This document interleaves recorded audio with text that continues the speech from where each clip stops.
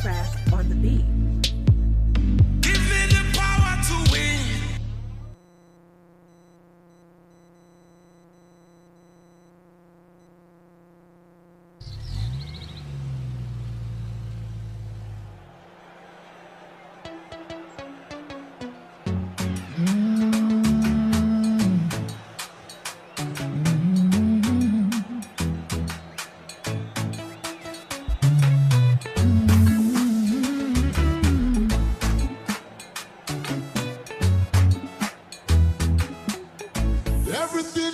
Your hand go walk, your name go open doors.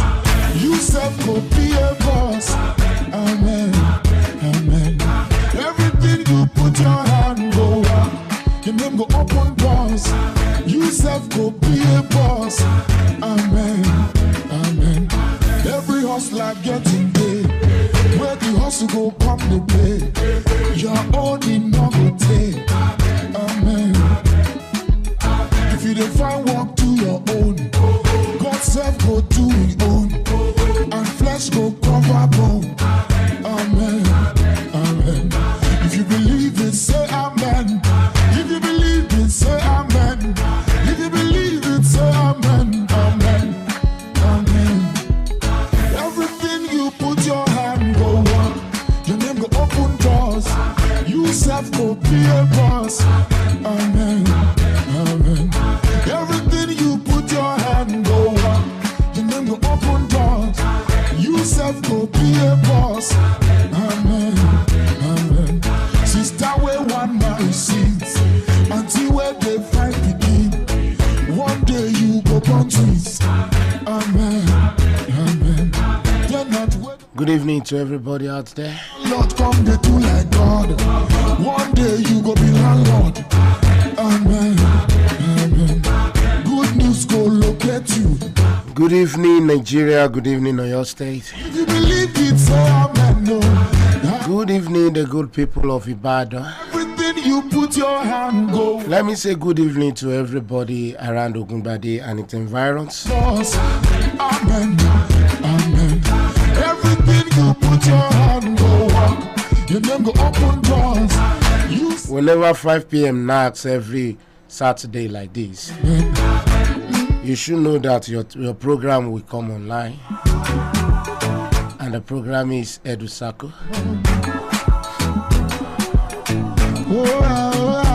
Edu-Circle is a bilingual program where we try to educate both the parents and the students. And even sometimes we used to lay emphasis on the tutors also.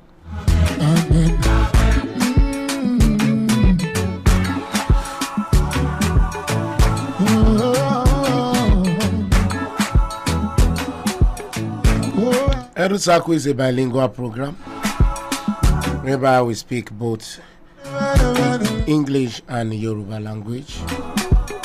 Long life go follow you.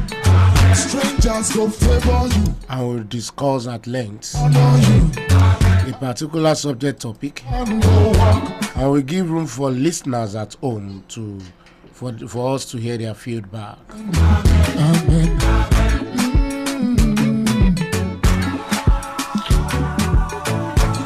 Because if there's one thing we are known for right here at I-FLIER 103.3 FM, we are known for education and a bit of entertainment. And that makes us an entertainment radio station, the first of its kind in the whole of Nigeria.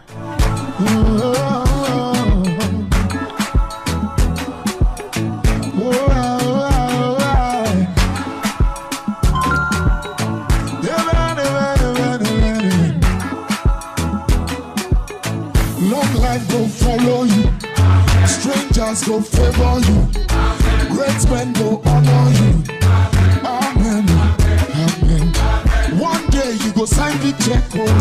You self go drive. If today is your first day or your first time to listen to Edu-Circle at I-FLIER 103.3 FM, I want you to feel relaxed wherever you are. Amen. I remain your host on the program. My name is Ayodeji popularly known as Ayodeji The Anointed.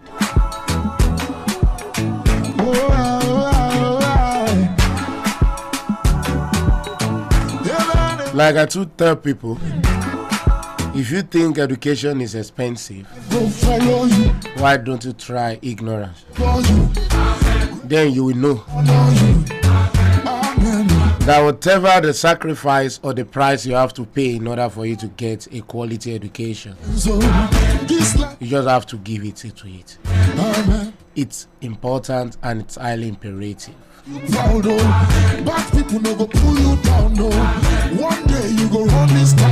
Reason be that education is just like an opener that opens you to so many opportunities.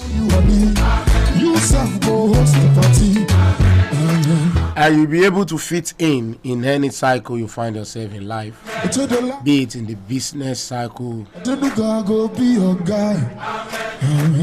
be it in the academic world, anything whatsoever. Because education will have given you the power, the strength, the drive in order to possess any opportunity that comes your way. My name is Ayodeji Salau once again, and the program is Edu-Circle on the station of I-FLIER 103.3 FM, the perfect choice station for the I-FLIERs.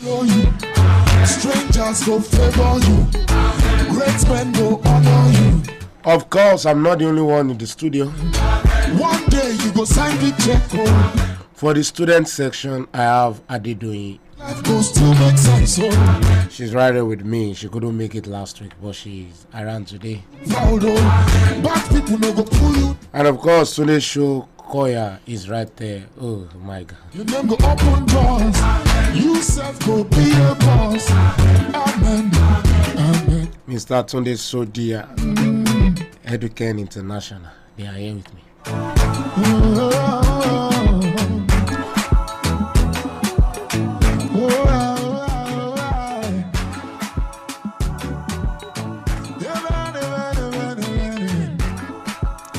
And of course, right there beside me, I can see Felicia Ogurinde, as she will be pressing everything. You know the joy of something when you train someone and the person is flowing. You too will be able to brag. At least your children go make you proud. One day you go run. Come here, the Valen Biti Mubawa. I just keep my finger, I just keep my king. Lead it to one to you won't keep it brain, you look ball and you look fair. Ìkànnì aláṣẹ I-FLIER 103.3 FM nílé lóko lẹ́yìn odò níbi gbogbo tẹ́ ẹ bá ti ń gbọ́ wá. Àní gbogbo ibi tí afẹ́fẹ́ ìkànnì bá ń fẹ́ dé tẹ́ ń gbọ́ wá lákòókò yìí. Ọmọ láṣọ láyé yìí o, bèbí mi dákun jẹ́ ká jó pàmpọ́tò dìbòtò ìjọ ọlọ́mọ àtàtà pàmpọ́tò dìbòtò ọlọ́mọ ló láyé o, bàbá wa pàmpọ́tò dìbòtò. Ètò Edu-Circle ló ti ń dé tí ìgbọ̀nyín láti ìkànnì aláṣẹlá I-FLIER 103.3 FM. Ẹ ti mọ̀ pé tó bá ti di agogo 5 ní gbogbo ọjọ́ Sátidé bí eléyìí, ètò Edu-Circle la máa gbọ́ láti ìkànnì aláṣẹlá I-FLIER 103.3 FM. Ohun tá a dúró lé lórí náà nìyẹn, ẹ̀kọ́ gidi, ẹ̀kọ́ tó yè kooro. Tá a dúró lé lórí gan ni. Àwa jẹ́ àkọ́kọ́ owó rédíò owó ẹ̀ kì í ṣe nílùú Ìbàdàn nìkan lórílẹ̀‐èdè Nàìjíríà. Edu-Circle jẹ́ ètò tó máa ń tọ́mọ iléèwé máa ń kẹ́kọ̀ọ́ ńbẹ̀ lọ́pọ̀lọpọ̀. Àwọn òbí àwọn náà máa ń kẹ́kọ̀ọ́ ńbẹ̀ lọ́pọ̀lọpọ̀. Bákan náà, àwọn olùkọ́ gan máa kẹ́kọ̀ọ́ ńbẹ̀. Ẹ rí i pé gbogbo agbọ́n náà ni àwọn èèyàn pàtàkì wà, àwọn èèyàn tó lágbára nínú ayé ọmọ, olùkọ́, òǹbí, nǹkan kan, àwọn tó ní gbogbo agbára lórí ọmọ náà nìyẹn. Lẹ́yìn ìgbà tí Ọlọ́run ọba mi òkè bá ti yọ̀ǹda ọmọ fún wọn.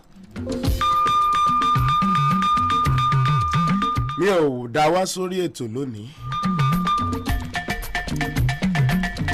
Mr. Tunde Shodiya àwọn bẹ̀m̀bẹ̀ pẹ̀lú mi Edu-Circle.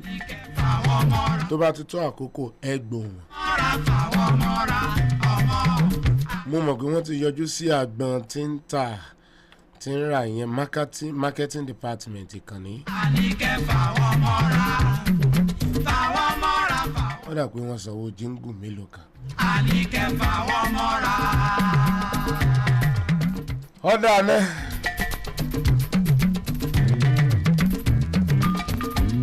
Olújídé Fáwọlé ń bẹ̀ àmójú ẹ̀rọ mi tó kájú ẹ̀.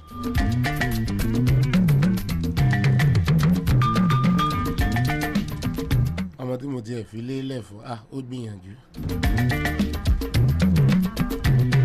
Ó mọ̀ ti fẹ́ mọ̀ blush báyìí.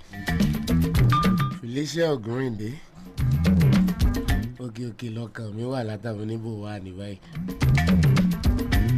Ọmọ tá a train. Ọgbọ́n train. Ní sí bọ́tìnì tẹ̀. Èmi ọmọ yín ọ̀rẹ́ yín náà ni Ayodeji The Anointed lórí ètò Edu-Circle. Ẹ kú rọ̀lẹ́. Ìjọ ọlọ́mọ àtàtà pàmpọ̀tọ̀lìpọ̀tò ọlọ́mọ ló láyé o bàbá wa pàmpọ̀tọ̀lìpọ̀tò kó fún wa lọ́mọ ọmọ láṣọ láyé yìí o.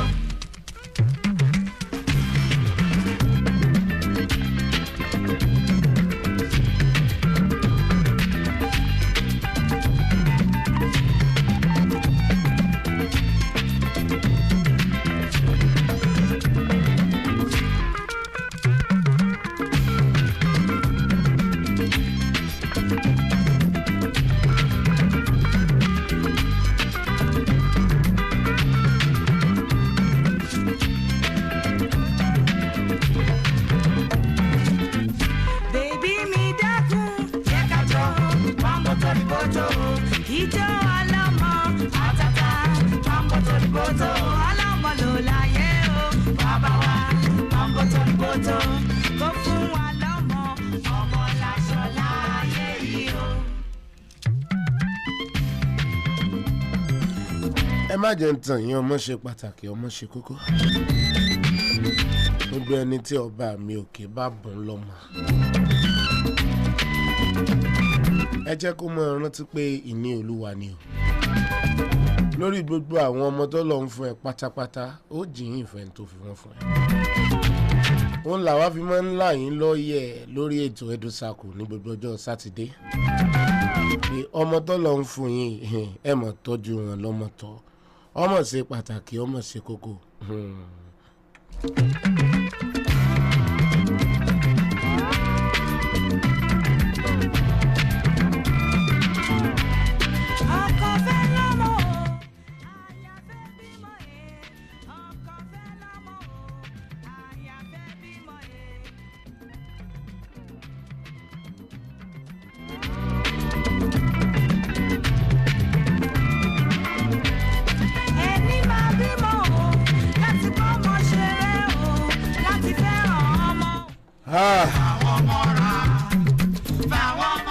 What is it that's our subject matter today?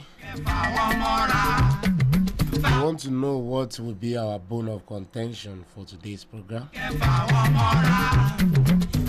It's an important topic that we want to deliberate upon.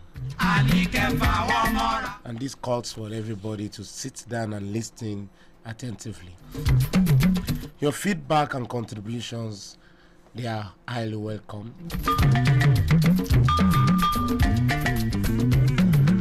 Orí tẹ̀yin ò bá gbọ́ wákìlà bá máa sọ. Èròǹgbà yín àfikún àti ìpè láti ọ̀dọ̀ yín ẹ̀yin ará inú ilé tó ń gbọ́ wa. Ó ṣe pàtàkì náà sáwà náà.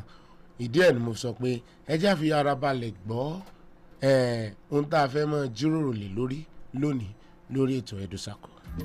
Ohun tó lágbára ni.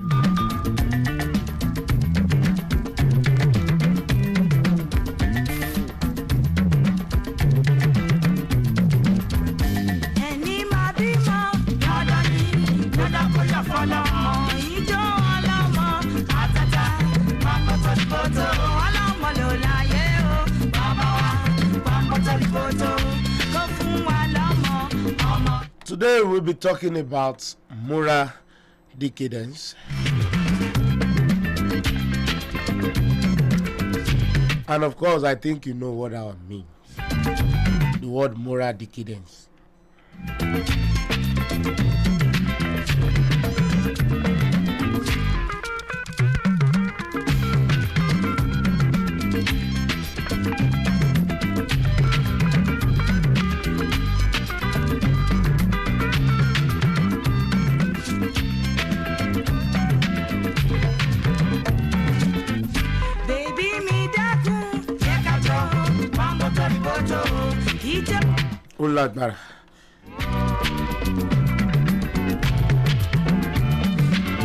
Moral decadence is the process of behaving in a way that shows low moral standards. It means gross reduction in the moral values in a particular society. So thus, moral decadence appears to be a fall in the moral standard of the society. It seems to be deterioration or a collapse in, or let me just say it seems to be deteriorating, or let me say it's collapsing our society values. Our society values, our beliefs, our norms, and our ethical standards.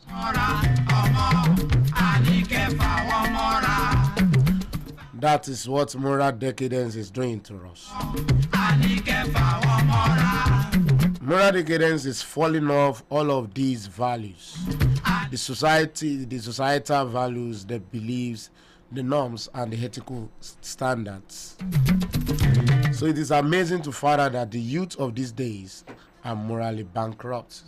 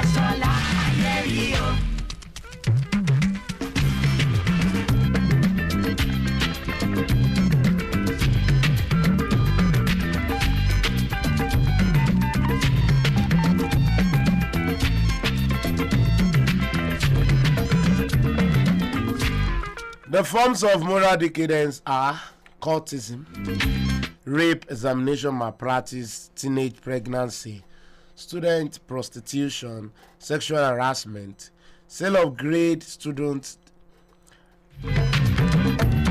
demonstration, and of course drug abuse, indecent dressing, and so on. Those are the forms of moral decadence. And all those aforementioned moral decadence, their forms, you see that you can see it in the age brackets of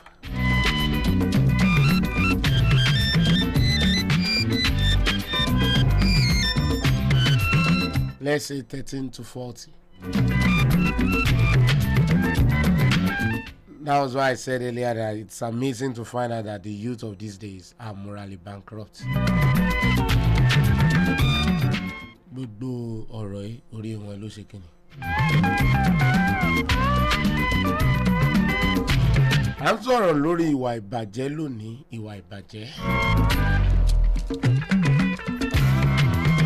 A dẹ̀ ń sọ wípé ìwà ìbàjẹ́ yìí ewu tó ń ṣe fún àwùjọ wa ó pọ̀ dáadáa. Gbogbo òpó tá a gbéró pátápátá ní ìwà ìbàjẹ́ ló ti bìwó dànùdànù. Òpó ìbánisọ̀rọ̀ láàrin ọmọdé àti àgbà.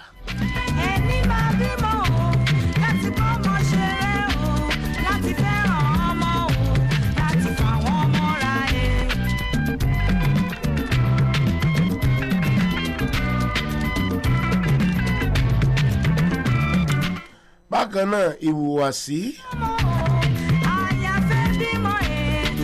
bí ọmọ ti ṣe lè hùwà sóbí bí òbí ṣe lè hùwà sọ́mọ. Ìwà ìbàjẹ́ yìí ti jẹ́ kí gbogbo àwọn òpó yìí kó di ohun tí a ti bì wó. Kí wá ní wá àwọn ìwà ìbàjẹ́ tí mò ń sọ tó bí àwọn òpó ìwó? À ń sọ̀rọ̀ ń pa àwọn ọmọ tó ń ṣe ẹgbẹ́ òkùnkùn, àwọn tó ń fipá bá nílò, àwọn tí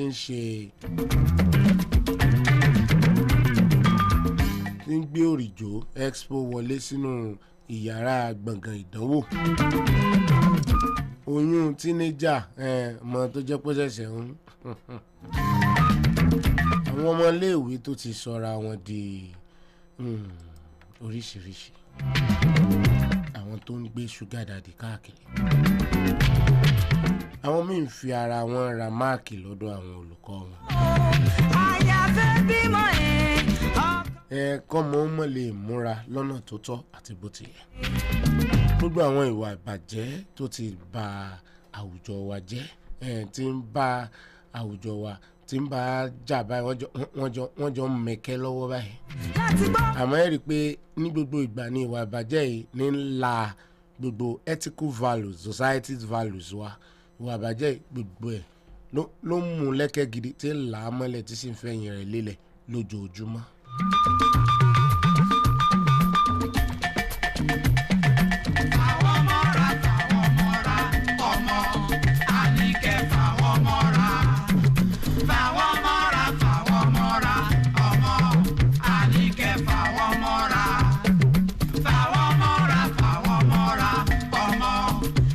The major contributor is movies.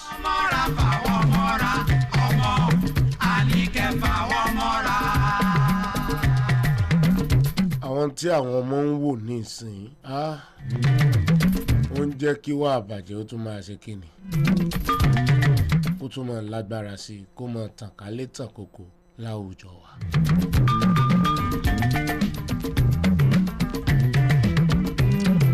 The movies we are watching now, people tend to imitate them.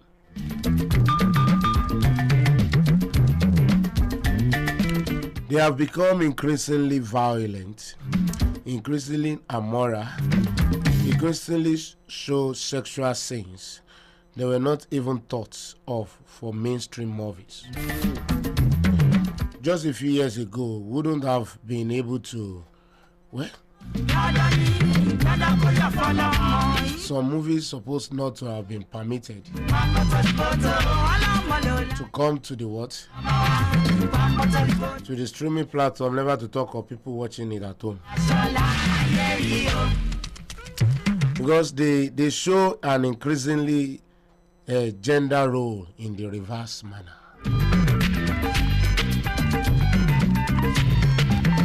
Do you know they are now beginning to show LGBT scenes? That is, if I have the acronym correctly.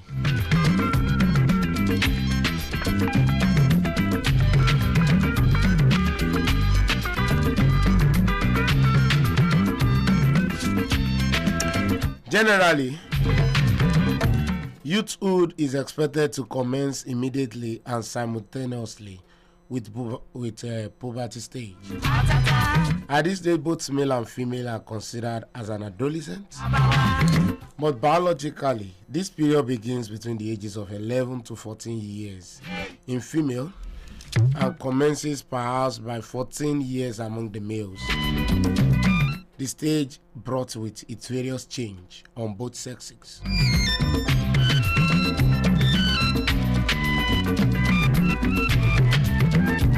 Hence, any habit acquired at this stage has great influence on the person's concerned.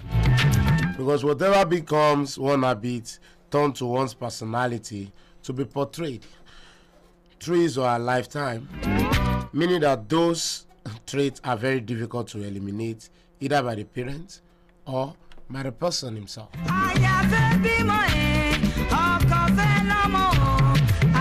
For moral decadence, some blame the parents, while some are pointing accusing fingers at the media, And while others believe it's the youth who are responsible for their behavior or misbehavior. Whichever of them you think is responsible, you may be right, and as well, you may be wrong for the following reasons. Mo lọ fún wa pé ìwà ìbàjẹ́ ó ti di tọ́rọ́ fọ́kálé láwùjọ wa. Àníkẹ́ fàwọn mọ́ra ọmọ. Mo dẹ̀ ti sọ ṣáájú kí n tó bẹ̀rẹ̀ àbí láàrin ètò yìí pé àwọn ìwà ìbàjẹ́ eléyìí tó tiẹ̀ kọ́kọ́ wá sí mi lórí tí mo ti kà á lẹ̀ mo mọ̀ pójú bá ń lọ. Ìfipábánilò gbọ́dọ̀ máa encourage ọmọ láti jíwèé wò nínú ìdánwò. Oyún bíi àwọn ọmọ teenager tó ń gba oyún. Iṣẹ́ tí àwọn iṣẹ́ táwọn obìnrin fi ara wọn ṣe láti gba gírèdì gba máàkì lọ́dọ̀ olùkọ́ àti kọ́mọ́ máa múra lọ́nà tó tọ́ àtọ̀nà tó yẹ.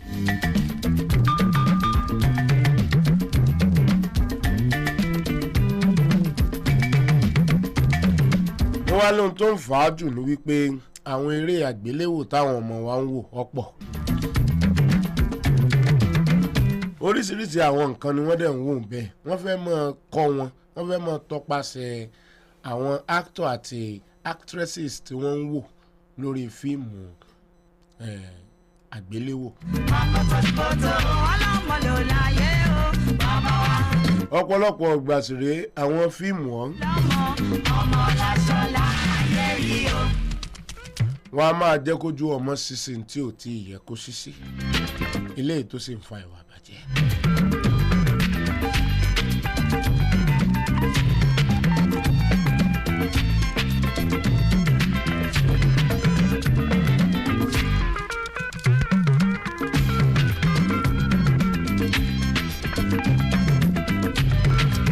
Fún ìwà ìbàjẹ́ tó pọ̀ láwùjọ wa, ọ̀pọ̀lọpọ̀ èèyàn ló jẹ́ pé òbí ni wọ́n ń bú.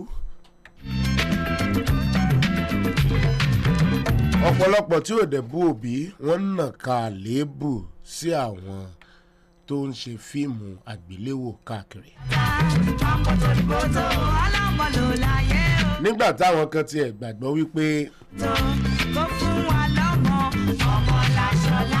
àwọn ọmọ bẹ́ẹ̀, àwọn ọ̀dọ́ bẹ́ẹ̀, àwọn ló láyé wọn, àwọn ni wọ́n mọ eléyìí tí wọ́n ń ṣe. Wọ́n mọ̀ọ́mọ̀ mú un tó wù wọ́n ni. Ẹ lè gbà bẹ́ẹ̀, ó lè rí bẹ́ẹ̀ bẹ́ẹ̀ ṣe rò ó dẹ̀ lè má rí bẹ́ẹ̀. Fún àwọn ìdí pàtàkì yìí, àwọn kan ló bí ni. Lóòótọ́, parents are responsible for training their children and teaching them compassion, respect as well as acceptable do's and don'ts in line with societal values and religious dictates.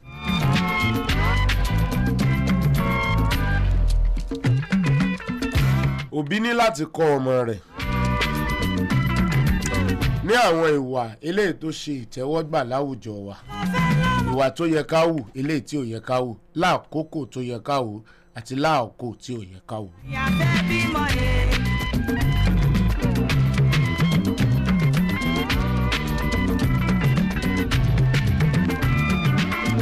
Ẹ rí i pé tóbi bá ti ṣe léyìí tán nígbà tí wọ́n ọmọ bẹ́ẹ̀ bá dàgbà, they will be responsible for their actions and inactions.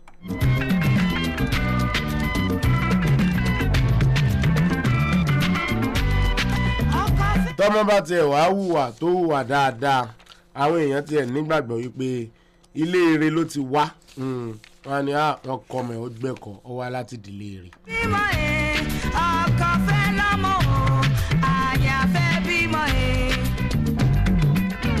Tó bá jẹ́ pé dàkejì ni òbí wọn mọ̀ bú o, wọ́n á ní mo rò bóbi rẹ̀ ọ̀tọ̀ dáadáa. Ẹni máa bímọ o, láti gbọ́ ọmọ ṣeré o, láti fẹ́ràn ọmọ o, láti fà wọ́n mọ́ra e. The unfortunate thing now is that parents abandon their responsibilities. For example, in working class families, the father and mother goes to work in the morning, and when the children are going to school, the mother and the father will not come back until late in the evening. Even we have situations where parents have left every responsibility to the caregiver. Children were not opportune to play with their parents and learn directly from them. These children come back from school and have the whole house to themselves. They do whatever they like, with whatever they like, and however they like it. This is not because they are alone, but because the caregiver must have been instructed by so-called boss or bosses to play nice with the kids. If she tries to discipline the kids or do something contrary to the instruction given to him or her, she might lose her job or lose the favor in the sight of his or her boss. So what she's going to teach them? Imagine asking someone to give what they never had. Even in the school, the aunties and uncles dare not use cane on children. If they do, they'll face the wrath of the parents. These parents have forgotten that the fact that if you spare the rod, you spoil the child. Children should be disciplined. Corporal punishment is allowed in schools. We recognize that there can be excesses. That's the reason the law says that there are people that should do that. It's not for everybody. If we generally abandon the rod, what is happening now will be a child's play to what will happen in the future when we talk about moral decadence.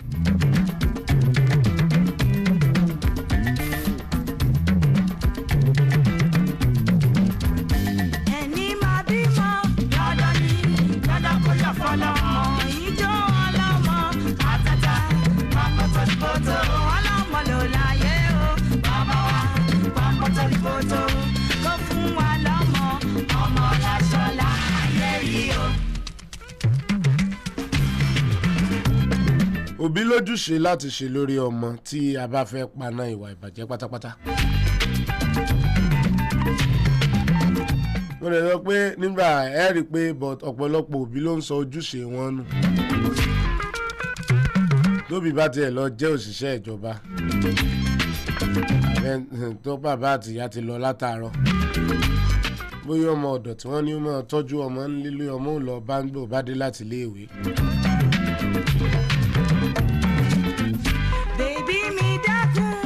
Díẹ̀ sì ni tàlàbà nínú ìbejì. Kódà díẹ̀ ni ti dòwú gan nínú ìbejì. Kì í ṣe dòwú ọlọ́tọ̀.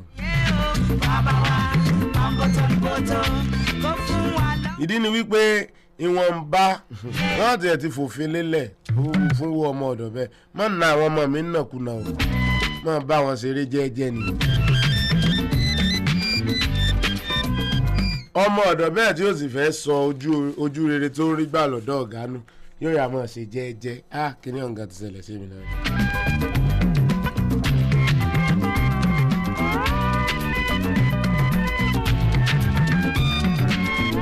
Àwọn òbí wọn lówó dáadáa ni wọ́n bá ní láyé ìgbà yẹn ni wọ́n ní Ayodeji The Anointed wàá mọ̀ bá káwọn ọmọ wa ní sáyẹ́ǹsì inú ilé. A bá ti délé wọn báyìí. Ìyá ò tiẹ̀ sọ́kọ́ yẹn ní ẹ má bínú, ẹ máa ṣe sùúrù, ó ń sùn lọ́wọ́. Wọ́n àbàjẹ́ rádaràda. Wà náà ń wówó. Bó sọ pé tẹ́ ẹ bá ti dé gbogbo assignment ẹ̀ ló ti kó sí dáìnì yẹn kẹ́ ẹ máa bá a ṣe lọ.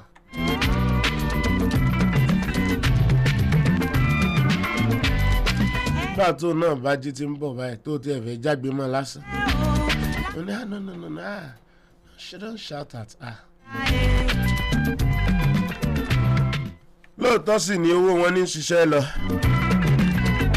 Ìgbà míì déyìn ó jókòó tí ò ní tí ì dé láti ilé ìwé ńkọ́. Lọ́jọ́ kan ni mo mú ení àti èjì papọ̀ tí mo sọ di ẹ̀ta.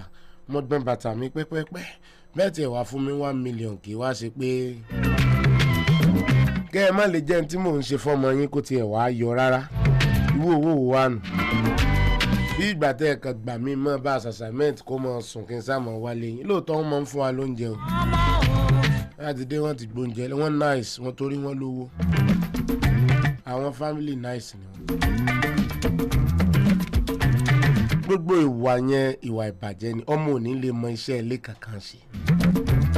Ọmọ ọ̀dọ̀ ní ọ̀fọ̀bọ́ ọmọ ọ̀dọ̀ ní ọlọ́ta ọmọ tí wọ́n mọ̀ sùn wọ́n sì tún gba tíṣà tí ó bá assignment ni tíṣà ló mọ bí ó ṣe jókòó ti gbogbo assignment àwọn sì ti wò pé àwọn ti fowó ra everything ọ̀gẹ̀dẹ̀ ń bàjẹ́ àlọ́ ń pọ́n.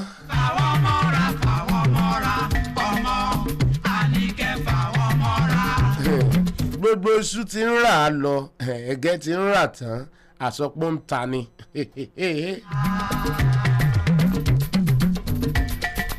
gbogbo igi tó léwé lórí ti rọ tán pátápátá bẹ́ẹ̀ ẹni ká fọkàn balẹ̀ ẹni ó tẹ̀sẹ̀ fẹ́ mọ́ tanná rẹ̀ ni. mo níwọ̀ àbàjẹ́ ó ti ń di pé ó ti mú wá gágágá lórílẹ̀‐èdè yìí ẹni máa bọ́rọ̀ bọ̀ ẹ sọ wípé kéékèèké ṣé wà àbàjẹ́ wá nù ibi tó ti bẹ̀rẹ̀ mọ̀ nìyẹn.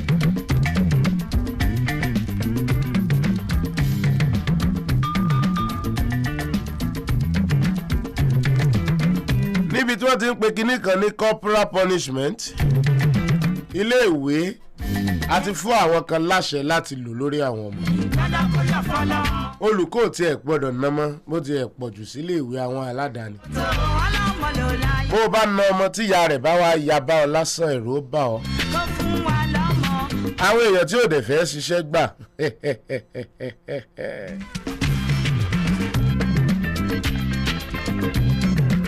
wọ́n yà spear rod and they will now spoil the child.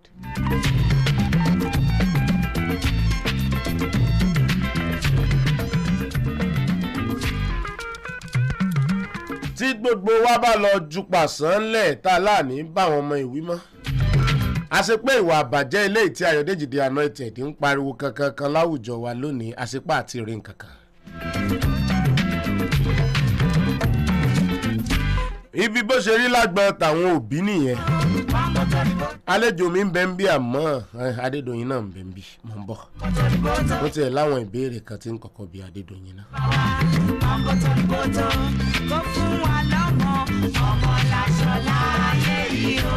Now let me examine the media.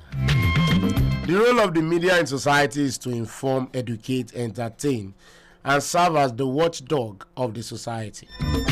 But unfortunately, it is no longer so. The entertainment industry, for example, through music, videos, movies, and some publications, have successfully polluted the minds of the youth and promoted indecent dressing, drinking alcohol, and other dangerous intoxicants, smoking, and jamborees, among others. Such youths model their lives in accordance with any of their favorite actors or actresses, musicians, models, and the like. This reminds me of the hypodermic needle theory. How many of you know the hypodermic needle theory and the bullet theory of mass communication? I know. Felicia Ogunrin, they will remember. And if not, you go ask Adegari Amuda. Hypodermic needle theory and the bullet theory of mass communication, which says that all the media needs to do is to send a message and the receivers will respond accordingly. They therefore dress, talk, walk, and misbehave like they are unworthy role models with the highest sense of justification. This may include not paying attention to school or drop out of the school, and the worst of all is dedicating their most productive stage of life to temporary fun. What a mistake. For those who blame the youth, here is your score. Some children are good liars and perfect pretenders. They act and behave like saints in the house and become demons when they are outside.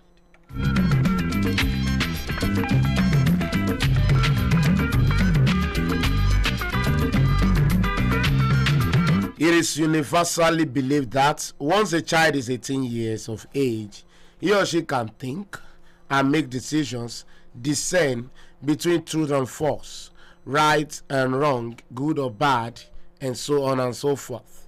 So, but the truth is, they need guidance and counseling of the old in order to avoid making an ill-conceived decisions because of the repercussion which they may not like to face. And of course, they won't face the repercussion all alone by themselves.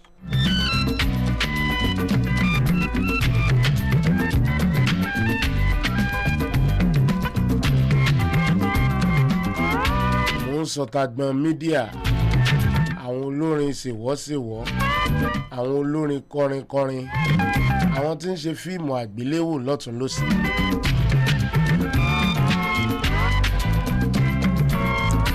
Mo fẹ́ jẹ́ kí wọ́n mọ̀ wípé bí wọ́n ṣe ń ṣe bẹ́ẹ̀ làwọn ọmọ tí ń wò wọ́n ṣe fẹ́ ṣe. Wọ́n wulẹ̀ láìkì àwọn actor kan, wọ́n láìkì àwọn actresses kọ̀ọ̀kan. Bí wọ́n ṣe múra ó máa ń wù wọ́n. Àwọn tó ń ṣe múdẹ̀ wọ́n á fẹ́ múra bẹ́ẹ̀.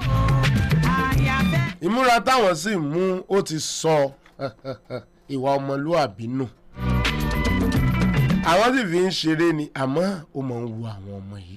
Ẹni máa bímọ o láti kọ́ ọmọ ṣeré o láti fẹ́ràn ọmọ o láti fàwọn ọmọ ra ẹ. What are the causes of this moral decadence? Social factor, which includes peer pressure, unstable and home environment. Economic factor, that has to do with poverty. Cognitive factor, which includes need for belonging among the youth, driven by physical needs and psychological needs. Technological factor, which includes media and internet.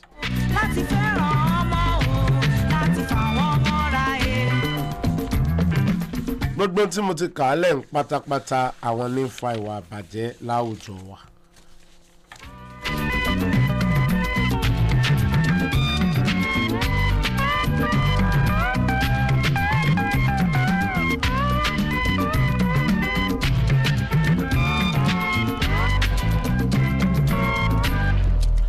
Do you know that human beings are naturally selfish, as are all animals? Unbridled selfishness leads to moral decadence.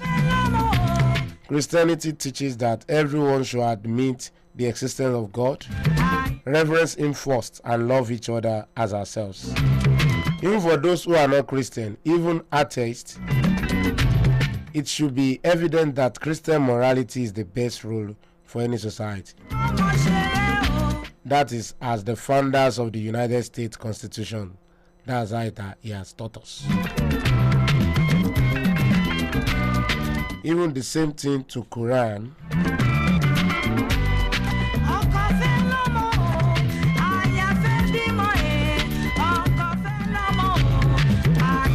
Islamic religion has taught everyone that they should admit that there is somebody called the most merciful.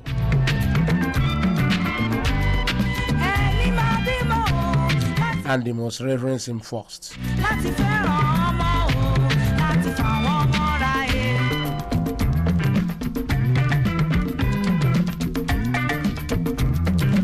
The two religions, they are there to uphold morals in our society. But it's a pity.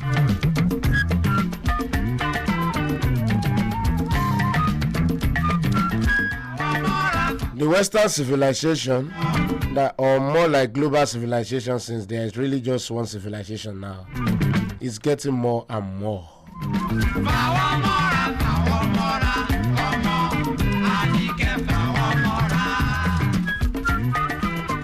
And it's eating us up.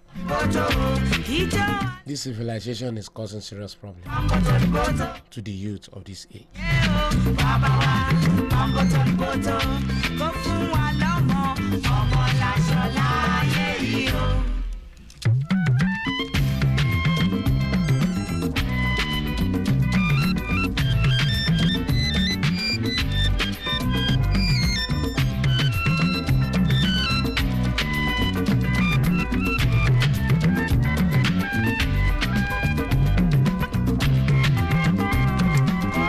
ẹ jẹ́ ń dé òkè lọ́hùn kí n tún wá padà wá ẹ wá bá mi dá sí gbogbo ẹ̀yin òbí nílé àwọn èèyàn mi tó ń bẹ níbí náà Túndé Ṣódíyà àti Adédoyin Àyànyẹmí gbogbo wọn náà ó bá mi dá sí ètò ọ̀hún àjọ fojú wo ẹ má gbàgbé mo ní ẹ̀yin aráalé náà ẹ bá wa dá sí gbogbo ohun tá a ti ń sọ bọ̀ ìwà ìbàjẹ́ láwùjọ wa tá a jọ ń fà yìí ẹ jẹ́ ká jọ wò ó mò ń bọ̀ ẹ jẹ́ ń dé yàrá agbára lókè. tẹ́ bá ń gbọ́ pọ̀nlápọ̀nlá oríire gbogbo ẹ̀ ti di ìrọ̀rùn ayé ti lu jára wọn ló fi jẹ́ wípé ìkẹ́kọ̀ọ́ ọmọjìnlẹ̀ ayédáadé òde òní nìkan là ṣe yọrí fọjọ́ iwájú tó lóore. Eduken Consult là ń porí yẹn Eduken Consult níbi tí wọ́n ti ń ṣe kò kárí ètò kẹ́kọ̀ọ́ ọjọ́ iwájú tó lóore tòun ti yanrantí ọjọ́ ọ̀la tó dáa fáwọn ọmọ. àwọn ètò wọn pe àmọ́ lẹ́lẹ́ka méjì ọ̀tọ̀ọ̀tọ̀ educational services ẹlẹ́ẹ̀kejì information technology services níbi tí wọ́n ti ń ta àwọn laptop applications àti bẹ́ẹ̀ bẹ́ẹ̀ lọ lóníranran. wàyí ní ti educational services wọn níbẹ̀ ni wọ́n ti ń ká wọn ọmọ ní ètò ẹ̀kọ́ lẹ́yìn tí wọ́n bá ti ṣe tán èyí tá a mọ̀ sí tutorial classes yálà fáwọn tó wà ní ẹ̀kọ́ àbáwọn tó ti ṣe tán ilé ẹ̀kọ́ wọn. ìforúkọsílẹ̀ fún onírúurú àwọn ètò ìdánwò lẹ́yìn tí wọ́n bá ṣe tán oníwèé mẹ́wàá bíi West Africa Senior School Certificate Examination GCE NECO SSCE UTME TOEFL àti SAT registration of all tertiary institution post UTME national and international tertiary institution admission processing. bákan náà la ń gbani nímọ̀ràn Eduken Consult wà ní shop 6 shop 6 complex opposite fastbox feedmill Adégbàyí Ìbàdàn. ẹ̀rọ ìbánisọ̀rọ̀ wa 08035129903 Eduken Consult níbi tí wọ́n ti ń ṣètọ́jú iwájú tó lóore fáwọn tó fẹ́ làmìlaka nípasẹ̀ ètò ẹ̀kọ́ àti ìmọ̀jìnlẹ̀ ayédáadé òde òní.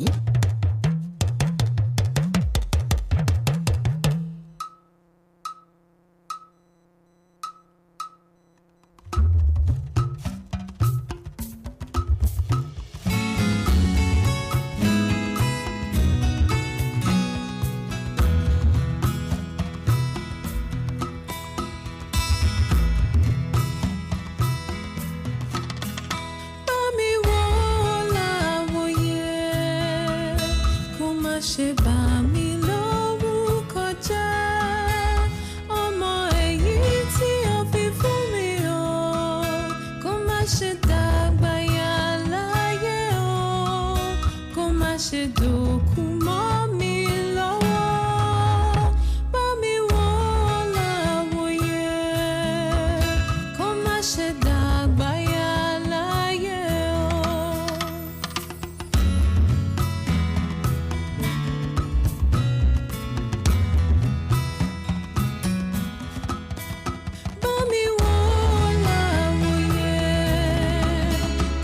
ṣe dàpọ̀ mọ́ ẹgbẹ́kẹ́gbẹ́ ọmọ èyí tí o fi fún mi o kó má ṣe jìyà òfò láyé o kó má ṣe bàjẹ́ mọ́ mi lọ́wọ́ bá mi wò láwòye kó má ṣe jìyà òfò láyé o bá mi wò láwòye.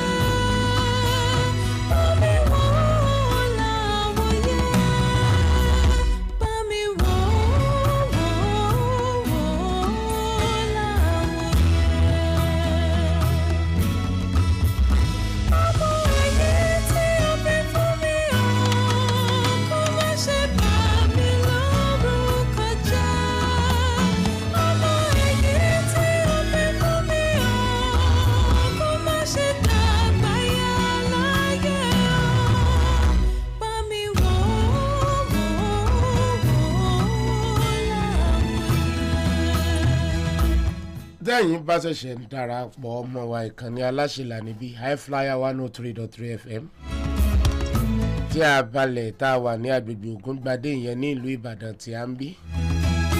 ètò Edu-Circle ló ti ń dé sétí ìgbọ̀nyín láti ìkànnì. Ayodeji The Anointed lórúkọ mi. a ti ń yẹ̀wò ìwà ìbàjẹ́ nínú ayé àwọn ọ̀dọ́ wa. àwa ń fa kinní ọ̀hún látàárọ̀ àwọn òpé kí ló fà gan kí là ń pè ní wà àbàjẹ́ gan kí ló fà gan a ti fojú wo láti agbọn ti media world ìyẹn àwọn tó ń ṣeré tíátà àwọn tó ń kọrin kankan wípé níṣe làwọn ọ̀dọ́ yìí wọ́n fẹ́ máa ń kọ́pì wọn wọ́n fẹ́ máa hùwà máa múra bí wọ́n ti ṣe múra àwọn ìmúra ọ̀pọ̀lọpọ̀ wọn sì rèé kò tọ̀nà kò bójú mu kò gbé ethical values wa kò gbé wọn ró ìhùwàsí ìsọmọlúàbí wa kò gbé wọn ró rárá. bẹ́ẹ̀ ó ní àwọn ọ̀dọ́ àsìkò yìí sì ń wò àwọn ẹlòmíì tilẹ̀ ní òǹṣèré orí ìtàgé tí wọ́n láìkì jù wọ́n fẹ́ mọ múra mọ́ sọ̀rọ̀ bí rẹ̀. bóyá ọ̀pọ̀lọpọ̀ ìgbà tó ń bá dẹ̀ ń ṣeré orí ìtàgé títí ẹ̀ ibi tí òkèlè tiẹ̀ ti ń pọ́n. àwọn ìwà tó máa ń wù kò bójú mu irú ìwà yẹn náà ló máa wo àwọn ọmọ. ká mọ̀ tíǹtì irun ní ìsìn gbogbo wa ti mọ̀ pé ó tún ti gbòde kanrí. nígbà wọn ti ró lórin ìṣèwọ́sèwọ́ kan wọ́n wò pé wọ́n ti wá rí bí ọ̀nà tọ̀tọ̀ béèyàn bá ti tíǹtì irun tí ò dírẹ́ẹ̀dì irun tí ò ṣe dírẹ́ẹ̀dì lọ́wọ́ tó kẹ́ ọ̀dọ́ ilé kò tí ì jájú ẹ̀ kò mọ WhatsApp kò mọ bó ṣe ń lọ kò sọjí rárá kò wake up gbogbo kò sọjí kò wake up yìí ló di ìwà àbàjẹ́. mo ké kankan mo ké tatata gbogbo ìgbà yẹn náà tó jẹ́ wípé ṣòkòtò dúró ń di àwọn ọmọkùnrin mọ́ mò ń ké tatata. láti gbà láéláé ohun tá a pè láwọ̀ tẹ́lẹ̀ a gbọ́dọ̀ rí ń ta kò rí bẹ́ẹ̀ mọ́ ní ìsìn. mò ń ké tatata mo ní lórílẹ̀‐èdè kan tí ṣòkòtò bá tiẹ̀ ti dúró ń di àwọn ẹlẹ́wọ̀n wọn ṣòkòtò ìdúró ń di wọn ń bẹ̀.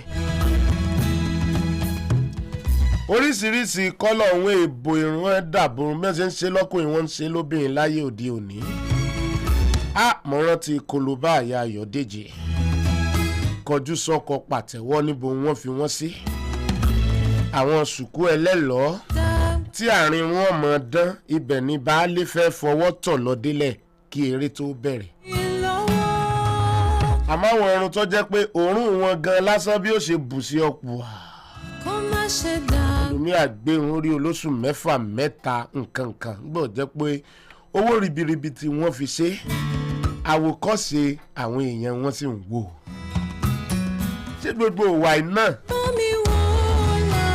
rọmọdébìnrin kan mọ pàdé ó ní ó sì á jẹ́ bí àyà ẹ gangan ni wọ́n wá ṣe sákù sí tí wọ́n fi àlàfo sí. àwọn èsè fi àlàfo síbi ẹ̀jì aṣọ nísàlẹ̀. wọ́n rí níbì kan náà ni àwọn èèyàn sì gba wèrè fásán ní kálukú bá ń ṣe bẹ́ẹ̀. bí wọ́n bá ti wọ̀ wọn ìwẹ̀wù.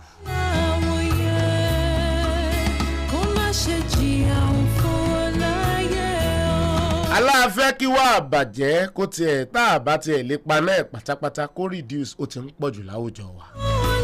mo mọ̀ pé bí mo ṣe ń sọ ní ká yín la ẹ má mọ̀ bínú ẹ má bọ́nú.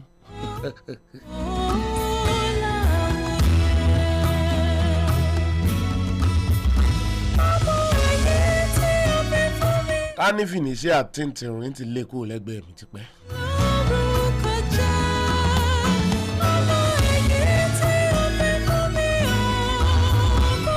ṣé ń gbọ́.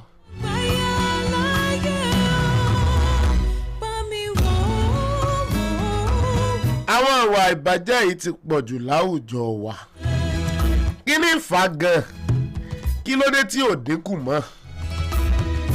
àwọn kan láwọn òbí ló sọ ojúṣe wọn nù. mo ti sọ òbí tó ti lọ látàárọ̀ tó kàn fi ọmọ ńlẹ̀ fọmọ ọ̀dọ̀ tí ò gbọ́dọ̀ ná ọmọ kọ́ ra mọ́ tọ́jú ẹ̀kọ́ mọ́ fíìdì wọn lóúnjẹ ni tó bá lọ nà lánà jù. alẹ́ mi gangan Ayodeji The Anointed ó ti ṣẹlẹ̀ sí mi rí dáadáa.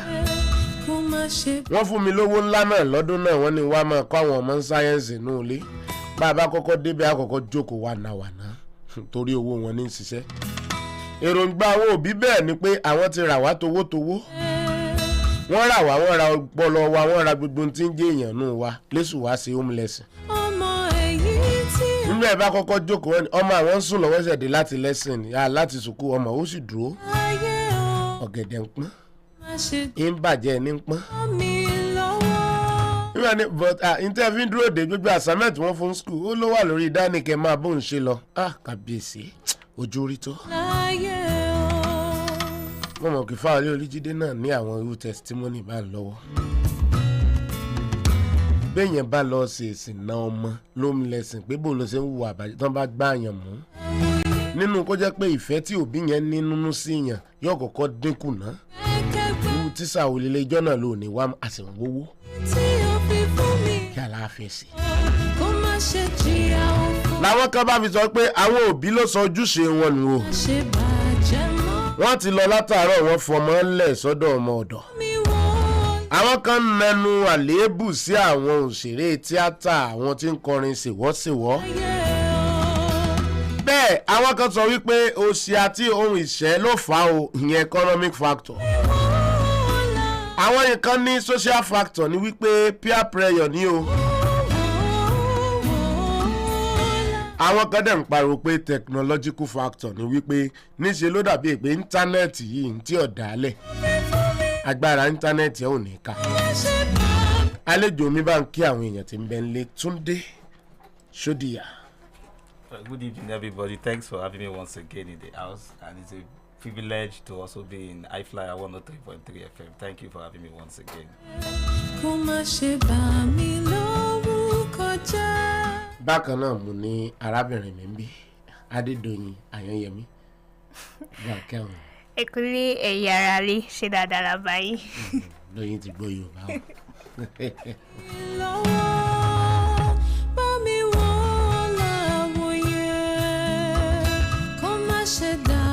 Adédoyin gbogbo àwọn ìwà yìí níbo lẹ ti ń kọ́ àwọn ìwà ọ̀dọ̀ ẹni kọ̀ọ̀kan lọ ṣé mọ́mì ni ó kọ́ níwò nǹkan bá ní àbí dádì. Àwọn òbí mi rí kọ́ mi nírú kan báyẹn so níbo lẹ ti ń kọ́. orí TV àti orí net tá a máa wò náà ni. ìwẹ̀ lẹ ti ń rí lẹ́ẹ̀bà sáré mọ́ mú àwọn ìwà. wọ́n níbẹ̀ náà latest fashion wà àti style. bẹ́ẹ̀ni.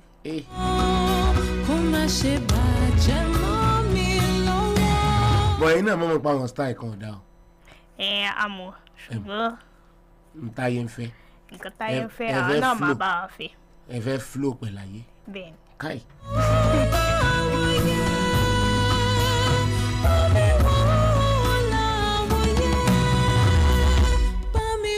mo mọ̀ pé àwọn èèyàn bíi Adédoyin ń gbọ́ mi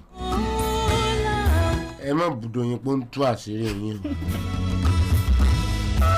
o wọ́n fẹ́ flow ní torí wọ́n fẹ́ wake up wọ́n fẹ́ level up bẹ́ẹ̀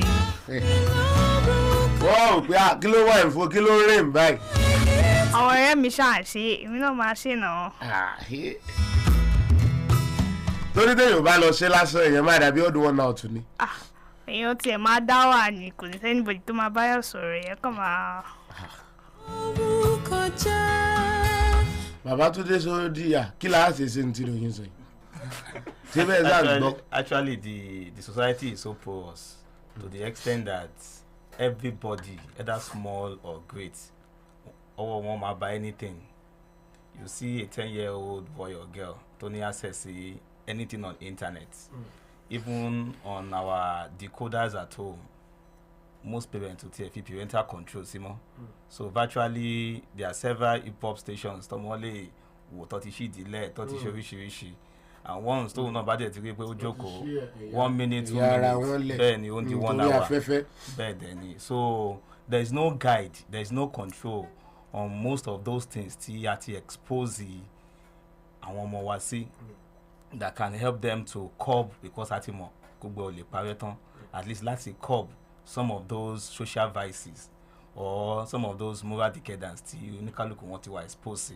So I think control aspects are lacking, most especially when it comes to that in this part of the continent.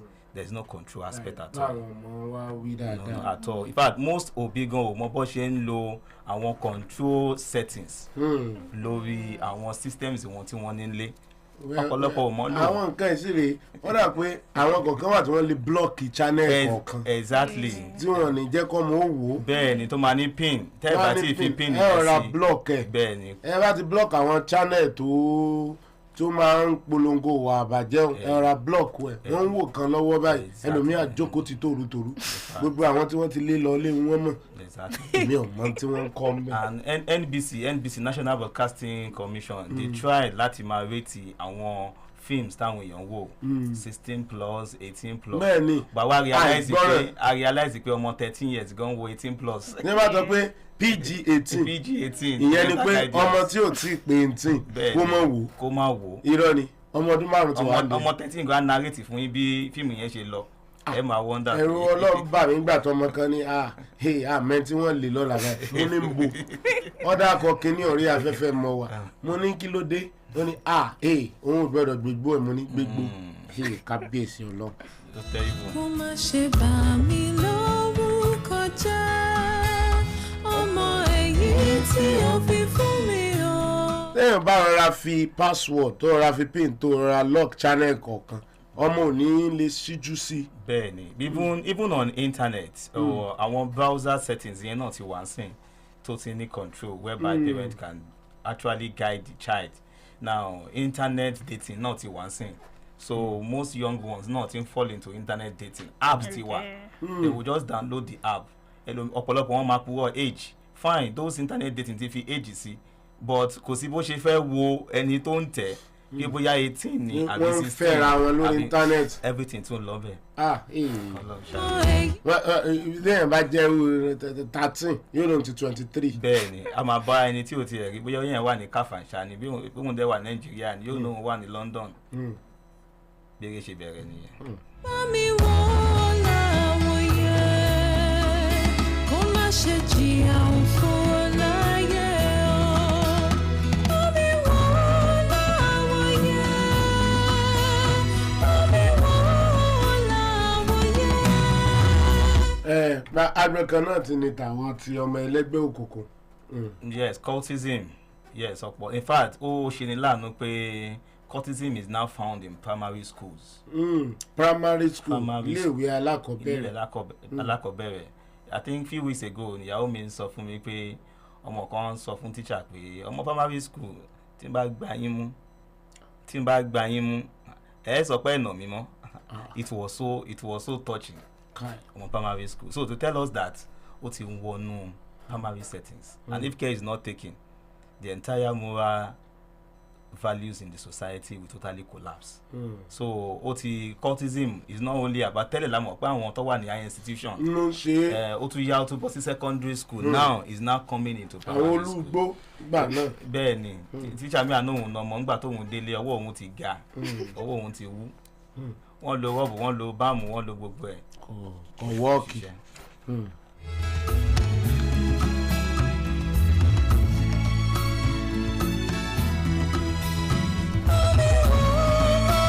ẹ jẹ́ jẹ́ ń gbọ́ ti àwọn aráalé náà. Dàgbáyà láyé o. kí n ṣe ojú òpó yẹn lẹ̀ fún wọn fún ìṣẹ́jú belenja kí n tó tẹ̀síwájú lórí ètò yìí. 07055001033 07055001033 09160001033 09160001033. àwọn ojú òpó tó wọ bí nìyẹn tààràtààrà ẹ kúrọ̀lẹ́. ẹ kúrọ̀lẹ́ sá o. orúkọ yín àti ibi tẹ́ ẹ ti ń pè wá. arábìnrin Adéọlá Ọláníran látògùn Bádé. ẹ rọra mà ẹ bá wa dá sí. ẹ kú àtàárọ̀. Yes ma. yóò ní gbẹ o. àmín. ẹ gbogbo tẹ́ ẹ sọ yìí wọ́n ń bẹ lọ́wọ́ òbí.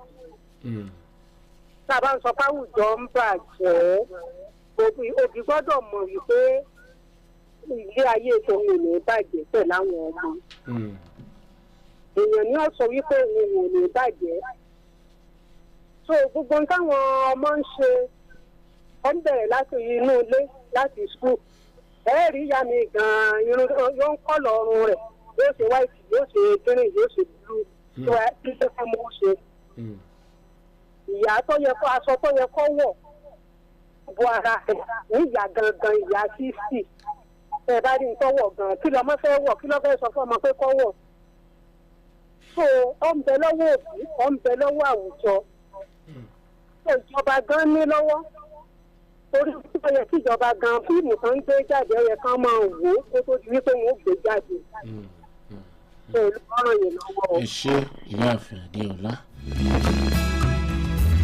ṣé ẹ tẹ̀lé ní tí ìyáàfin Adéọlá sọ bàbá Túndé Ṣódìyà. bẹ́ẹ̀ ni mo tẹ̀lé bọ́ tábánikà tún wò náà ìjọba ò lè wo gbogbo fíìmù tí wọ́n ń produce tán. ọ̀pọ̀. There are so many films tí wọ́n ń produce. ọ̀pọ̀ gan. ó pọ̀ gidi gan ni, and the rate in which we are developing and the technological advancements tó ń ṣẹlẹ̀ ó ti ń jẹ́ kí even social values ti wá controversial because I think import is so many things from outside the world to our own part here. Actually, Africans, we are known for a continent that values morals a lot, most especially in this part of African continent, and even particularly in this part of our own ethnicity. At least you have to cover all your body. But tó bá ti ń di pé àti ṣì nǹkan kan lẹ̀ ó ti ń di dependence wa nìyẹn pé no báyìí kọ́ làwa ṣe ń bí báyìí ibo ló ti kọ́ àṣà ilé wa. So gbogbo àwọn nǹkan bẹ́ẹ̀ yẹn iye ìjọba ò lè wo gbogbo ẹ̀ tán. That is why táwọn náà ṣe sọ pé okay tábà lè wo gbogbo ẹ̀ tán àwọn báyìí fíìmù báyìí wà parental control ti wà ń bẹ̀. Ojúṣe òbí ni kó wá rí pé irú àwọn fíìmù yẹn bó bá ṣe ń wọ inú ilé wọn wọ́n ensure pé wọ́n ń gáìdì àwọn ọmọ wọn láti wò. Ẹ kúrọ̀lẹ́. Ẹ kúrọ̀lẹ́ o. Orúkọ yín àti ibi tẹ́ ti ń pè wá. Orúkọ ti ní Ọláòṣèbí kan Sàràfídì láti Bíórì nìbàdàn. Ọláòṣèbí kan Sàràfídì láti bí ẹ bá wa dá sí i bàbá. Bí n tí máa ń yín sọ wípé the government cannot see to the affairs of all the films tó ń jáde. Ohun tó ń ṣẹlẹ̀ ni wípé government though parent ní party tiwọn an individual but all above government gbọ́dọ̀ see to the affairs of all the things tó ń jáde torí pé as a Nigerian everybody ló wà tó sì jẹ́ Nigeria náà láti ń gbé gbogbo ohun tó kọ́ máa ṣẹlẹ̀ ni pé database tó bá wà ẹnikẹ́ni tó bá ń gbé eré jáde àbó ń gbé nǹkan jáde should be able to be traced ká fi mọ irú ẹ̀ torí pé industry ti ń gbé jáde under Nàìjíríà ló wà Nàìjíríà náà dẹ̀ àwọn tó ń gbé jáde so wọ́n gbọ́dọ̀ lè control gbogbo ohun tí ń jẹ́ àfíà tó máa mú nǹkan dá ọmọ ń wọṣọ tí ò dáa ni amọ̀pọ̀bì inú ilé ló ti wáyé ṣùgbọ́n tọ́mọ bá wọṣọ tí ò dáa jáde gẹ́gẹ́ bí olórí ní Nàìjíríà ẹ̀rí kó ṣẹlẹ̀ ńgbà kan lọ́yọ̀ state tó yẹ pé ńgbà bá na ọmọ èèyàn kan tó lágbára ìgbà yẹn ni wọ́n á tẹ̀sẹ̀ wàá stop yẹn but tó bá jẹ́ pé kò sí yẹn gọ́ọ̀mẹ̀ntì gbé policy kan kalẹ̀ tó máa lè moderate bí modesty ní ogun nǹkan yẹn ni ẹni tí ò bá tẹ̀lé ó túmọ̀ sí pé kò rẹ́dì láti bí Nàìjíríà nìyẹn so government is mostly láti blame láti jẹ́ pé wọn ò tiẹ̀ rí nǹkan kan rò tó bá jẹ́ pé wọn ò lè control ẹ̀bẹ̀ tó wà ń bẹ àlejò wa tó ń sọ̀rọ̀ ń bẹ̀ yẹn ti sọ a jẹ́ pé wọn ò àtẹ́bù láti jẹ́ government láti darí wa nìyẹn so they should be able to control any affair. So that's my own contribution. Thank you, Mr. Olasebi from BOS. Ẹgbọ́n tí Mr. Olasebi kan sọ. Olasebi I think mo make mention of statement kan pé everywhere is so porous. Pé so oníkálukú ló lè in fact tábàtì ẹni kàtì in times of this N9 internship despite having N9 àìtí lè trace virtually every person in this country. So ó túmọ̀ sí wípé since that mọ̀ pé yes government wa ò kojú òṣùwọ̀n láti handle all these aspects then ìwọ wá ní party táwa náà máa ní láti take láti lè curb ìwọ̀n bá táwọn pé yes within our own jurisdiction àti cover and aspect yẹn náà láti ní ìjọba àtàwọn other medias ṣe ń gbé all these parental control channels kákàkiri pé ok tẹ́ ẹ bá tiẹ̀ ṣe báyìí á tiẹ̀ tún reduce nígbà tá a ti mọ̀ pé a lè curb gbogbo ẹ̀ and government has failed in that aspect of overseeing every affairs. But kí làwa lè ṣe báyìí I think that is the immediate solution tani láti wá kí ni àwa lè ṣe báyìí wọ́n ta lè ṣe báyìí ni pé àwọn ọ̀wọ̀n kan táwọn ọ̀pá lè control múra wọn ni o knowing about them in fact ilé gan gbọ́dọ̀ wà welcoming tí ilé gan ò bá wà welcoming ó wà máa affect ọmọ náà ọmọ gan náà ò ní lè fẹ́ sọ̀rọ̀ fáwọn òbí ẹnu lé and most times ìta ló wà máa gbọ́rọ̀ lọ and the advice outside that is what the child is going to go about so we need to also be careful in terms of how we control them within our own jurisdictions tani since that mọ̀ pé government kò ní agbára or they are failed in the aspect of overseeing the affairs of everybody.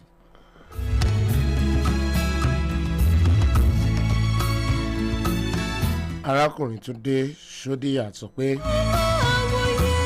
níwọ̀nba ìgbà tá a ti mọ̀ pé àwọn ìjọba wọn lágbára láti máa rí sí ìhùwàsí ìṣesí gbogbo ènìyàn tàbí wẹ́fíárítì gbogbo èèyàn tí ń bẹ lórílẹ̀‐èdè káwọn òbí mójútó nǹkan wọn. kọ́ mọ́ fààyè gba gbogbo agbọn tí nǹkan ti ń yọ́jò yìí kó mọ yọ́jò ń bẹ̀ mọ́. ẹni dá sí ètò Edu-Circle kẹ́ ẹ pè wọlé sójú òpó 07055001033 07055001033 tàbí kẹ́ ẹ pè 09160001033 09160001033. àwọn ojú òpó méjèèjì tó wọ bí nìyẹn.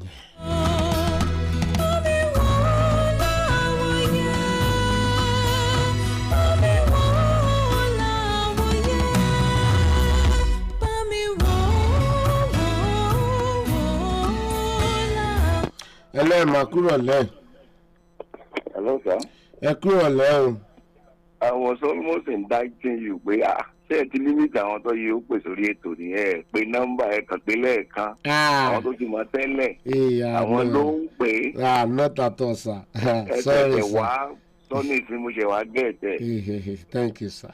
Yeah. Your name Now, and where you are calling us from, sir. I am Akenwulabi from Manhattan, Ibadan. All right, sir. You're welcome, sir. I really enjoy Muka bought into this channel and I was so happy with what we are treating. Thank you so much, sir. Gbogbo tí òbí bá fẹ́ ṣe ń sìn tí wọ́n máa ro spiritual implication mọ́. There is a pollution. Ẹ mọ̀ pé human beings we are spirit. And there are gateways to the spirit. What you see, your eye gate, your ear gate, your mind gate, your mouth gate. Àwọn ọmọ ẹ̀yẹ ilé kan náà kọ́ wọ́n ti wá. Àwọn ọmọ tó ti bẹ́sù pinlẹ̀ wá.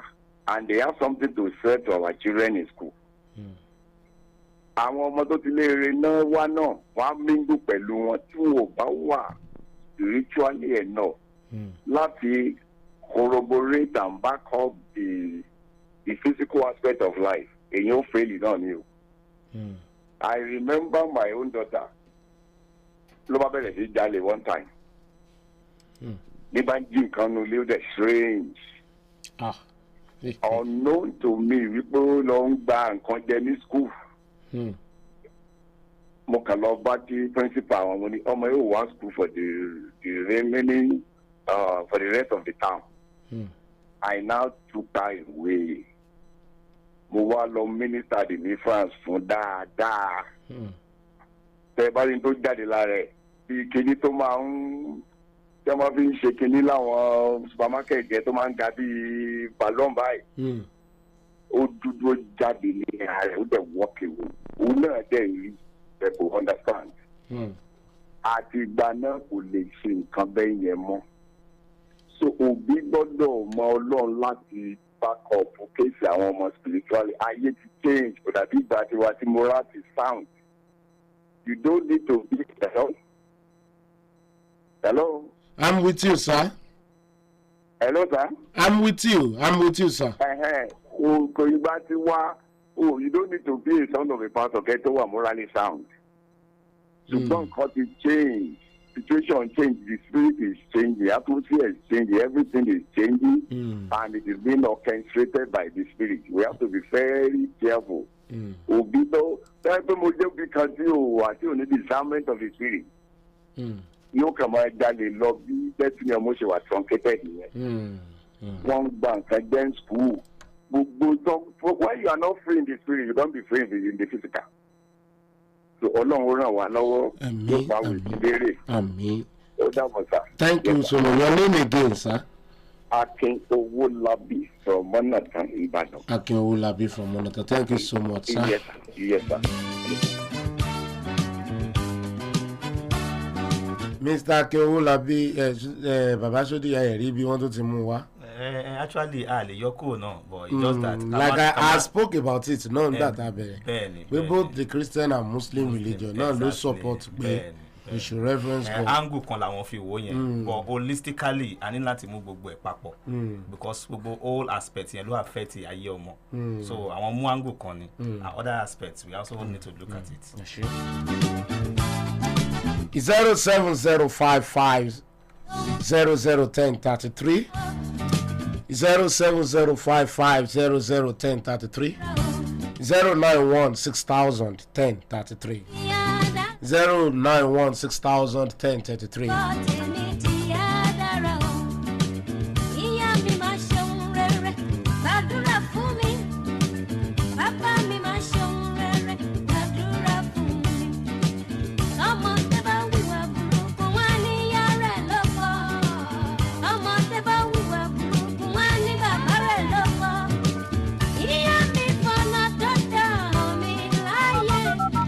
Hello, Emma Kurole. Emma Kurole o. Ẹ rọra sà. Ya ẹ kó ètò olúwa tó. Àmín. Orúkọ yín àti ibi tẹ́ ti ń pè wá. Ọlálékan Ọláníyan láti ìlú Òkèrè nípínlẹ̀ Ọ̀ṣun. Alàgbà Ọlálékan. Ọláníyan láti ìlú Òkèrè bàbá àṣà. Ẹ rọra sà. Ẹ jẹ́ ètò yìí olúwa ràn án lọ́wọ́. Àmín. Àní bímọ ọlọ́mọ. Àmín. Ọmọ tí ó gbẹ́kọ̀ọ́ tí ó sì mọ ṣètò tó yẹ nínú Ọlọ́run fi fún wa. Àmín. Tí ọmọ bá dára Yorùbá bọ̀ wọ́n nílé láti kẹsàn-án ròde. Gbogbo tẹ̀ ń wí yìí tí ó bá jẹ́ pé àwọn òbí dáradára láti ráàyè láti máa gbọ́ ètò. Gbogbo tá à ń kọ́ sí lọ́jọ́ òní ìgbà tí mo wá sáyé. Ẹni mélòó ló ń gbọ́ rédíò láti tọ́jú ọmọ àtijọ́? Àjẹ́ là ń bá kiri. Wọ́n ní amúkọ ẹrù ẹwọ́ lókè lẹ́wọ́ lẹ́wọ́sálẹ̀. Tí òbí tí ò ráyè ọmọ rẹ̀ láàárọ̀ tó pé tayé ní bá kiri tàbí ó ń bá tàwọn olóṣèlú kiri ní wàhálà ju ayé ọmọ. Ibẹ̀ lọmọ tí wàá bọ́ síta tó wà bẹ̀rẹ̀ ẹgbẹ́kẹ́gbẹ́. Ẹgbẹ́kẹ́gbẹ́ ló sì ń bá wà rere jẹ́. Lọmọ bàwá rí takú náà sí. Ìjẹ́ ọmọ tọ́mọ̀ sàn ń pè ń takú náà sí. Àfi tẹ́ bábà yẹn mọ́ náà. Ọmọ tí ò lẹ́kọ̀ọ́. Afọ ó lè jábí ikọ̀ ó lè dákọ̀ ọgbà. Ìkànnì ọjọ́ méjèèjì. Wọ́n ti lọ́mọ táàbà kọ́ nulẹ̀ ìta láti kọ́ wa. Àwọn òbí wọn ń kọ́ ọmọ báyìí wọ́n ní ìsìn bí oní mùsùlùmí wí bí kìrìsìtẹ́nì wí tí ọmọ ọ̀bá tó ra rẹ̀ kọ́ tí ẹ bá kó ọmọ mẹ́wàá jọ lónìí látòrẹ́ nìkan tí nípa tó tán wọ̀ ni àbí gbogbo tá ń fojú wò nínú móhùnmáwòrán àbí tí wọ́n ń gbọ́ sétí tàbí mọ̀kúmu ìjẹkújẹ ìrìnkúrìn àrìnká òde gbogbo nǹkan wọ̀nyí tí ń ba ayé jẹ́ lọ àti lọ́jọ́ ọ̀la wa pẹ̀lú ètò yìí tẹ̀ ń gbé wá sáyé yìí ọlọ́mọ fún yín ṣe. Ọwọ́ àti kọ́lọ́mú ọgbọ́mọ ìbára ẹ̀ báyìí kó tọ́jú ọmọ tiẹ̀ báyìí ní ti lọ. Láyé ìgbà kan àwọn ọmọ báyìí rèé gbogbo ọmọ lọ́mọ tó bá ti ṣìwàwù wọ́n bá tọ́jú ẹ̀ ní wọ́n bá wí. Láyé òde òní òǹkàlùkù ní mọ́tì ẹ̀ bá wí níṣe ó lè di wàhálà. Ó lè jẹjọ́ gbogbo nǹkan wọ̀nyí ni òsì mọ́ ẹ̀jẹ̀ á tún ayé ṣe. Torí lọ́jọ́ ọ̀la ní ìsìn àwọn náà mọ̀ ìláàfin sílẹ̀. Gbogbo tán wò nù mọ́ màwòrán yìí tó jẹ́ ti tí ọba tiwa mú. Bá a ṣe wọṣọ lẹ̀ wa bá a ṣe bọ̀bọ̀ fọ́lú ọmọ kẹ́kọ̀ọ́ dọ̀bálẹ̀ báyìí mọ́ nísìn. Wọ́n náwó sí ọ ni kò sì bá kọ́ṣọ̀ wa mu. Ẹ̀jẹ̀ agbọ́sà lárugẹ. Ẹ̀yin tẹ̀ ń ṣètò yìí ọlọ́mọ fún yín ṣe lágbára Ọlọ́run.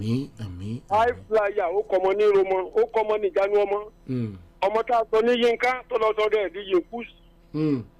Ọmọ tá a fún lóko kí tó ń sọ rẹ̀ ní Àjàkùnà tó ń sọ rẹ̀ lẹ́kùn. Ìwọ ẹkùn ni ó máa wù. Ibi àti fura nìyẹn o ká fura o pásítọ fura ẹ bá ń parí ẹ lọ́dọ̀ yìí àtàgbẹ́lá lè pọ̀ náà nìyẹn. Ẹ ṣé bàbá láti Ìkirè ẹ ṣé bàbá. Ìyá mi máa ṣeun rere gbàdúrà fún mi bàbá mi máa ṣeun rere gbàdúrà fún mi ọmọ tẹ́ bá wùwà burúkú wá ní ìyá rẹ̀ lọ́kọ ọmọ tẹ́ bá wùwà burúkú wá ní bàbá rẹ̀ lọ́kọ. Bàbá Sódìyà abẹ́ ìwà gbọ́n tí bàbá Aṣọ tó sọ láti Ìkirè. Actually Daddy too actually spoke well too when it comes to pé ojúṣe òbí nǹkan kó nǹkan tí wọ́n sọ nìyẹn ojúṣe òbí pé ó yẹ káwọn náà tiẹ̀ máa fetí gbọ́ gbogbo ohun nǹkan báyìí tá à ń gbé kalẹ̀. Well, I also want us to look it in the aspect of the educational factor because after immediate family tọmọ ti ní encounter pẹ̀lú ìyá bàbá bóyá ìgbọ́n àtàbúrò then the next set of persons tó máa meet outside world òun ni school and that school ó wá comprises òun àtàwọn ọ̀rẹ́ tó wá from different background àti olùkọ́ tó tún fẹ́ kọ́ wọn so that is why every school must also not focus on the formal education alone ó yẹ kó mú pàrípàṣọ pẹ̀lú moral value so that lè bring the best out of ọmọ náà. ẹ ṣé ẹ jẹ́ gbé ìpè ẹ kúrò lẹ́ orúkọ yín àti ibi tẹ́ ti ń pè wá. àti olódó ni sà. orúkọ yín. òjò ni. òjò láti olódó ẹ bá wa dá sí. bẹ́ẹ̀ ni sà. sí ilé nǹkan tó ṣẹlẹ̀ ìta ẹ mo bá pàdé ní ìrọ̀lẹ́ ìyàwó ilé mi kí bá rí nǹkan tó wọ̀ gan kò dáa gbogbo ọmọ àyà rẹ̀ ní ẹ̀bẹ̀ ìta tí mo bá sọ fún ẹ pé tó pé nǹkan tẹ̀ ń ṣe kò dáa mọ̀ tí ẹ fẹ́ fi lé wọ́n ọmọ yín ní ìrọ̀lẹ́ ní sà mo bó obìnrin pàdé ìyàwó ilé mi bó fò ló wọ̀ láṣọ tó wọ̀ kò bójúmu rárá látọ̀ àwọn ìyàwó àwọn olóògbé bẹ́ẹ̀ ní ìbátan ọmọ rẹ̀ jẹ́ kì í ṣe nǹkan tí ń ṣẹlẹ̀ kì í ṣe jẹbi àwọn ọkùnrin ìjẹbi ìyá ní ìyàbá tí wọ̀ pọ̀ lójú ọmọ òwò kò dáa sáwọn ní nǹkan tó kù ní ẹ̀gbọ́n ní ìrọ̀lẹ́ kò dáa rárá látọ̀. ẹ ṣe ọ̀nà kò gbà wá ní o. mi òjò láti. lórí àwọn ilé wa náà nípa àwọn ọ̀pọ̀lọpọ̀ ọmọ jẹ́ta ká máa ṣeré ìwọ̀kùwọ̀ ká máa ṣeré ìṣe ara sí ká máa ṣeré ìbálòpọ̀ lórí nínú kẹsẹ̀tì wọ́n fojú omi kò bójú mu o kọ́nà kò jọ kó gbà wá ní o. ẹ ṣe òjò bàbá òjò láti olódó.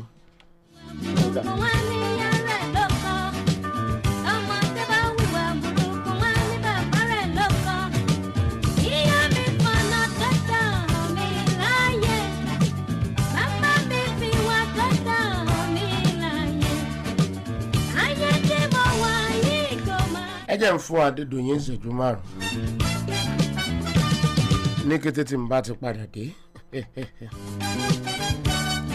Adédoyin náà ní tó fẹ́ bá wa sọ. tẹ́ ẹ bá ń gbọ́ pọ̀nlápọ̀nlá oríire gbogbo ẹ ti di ìrọ̀rùn ayé ti lu jára wọn ló fi jẹ́ wípé ìkẹ́kọ̀ọ́ ọmọjìlẹ̀ ayédáadé òde òní nìkan là ṣe yọrí fọjọ́ iwájú tó lóore.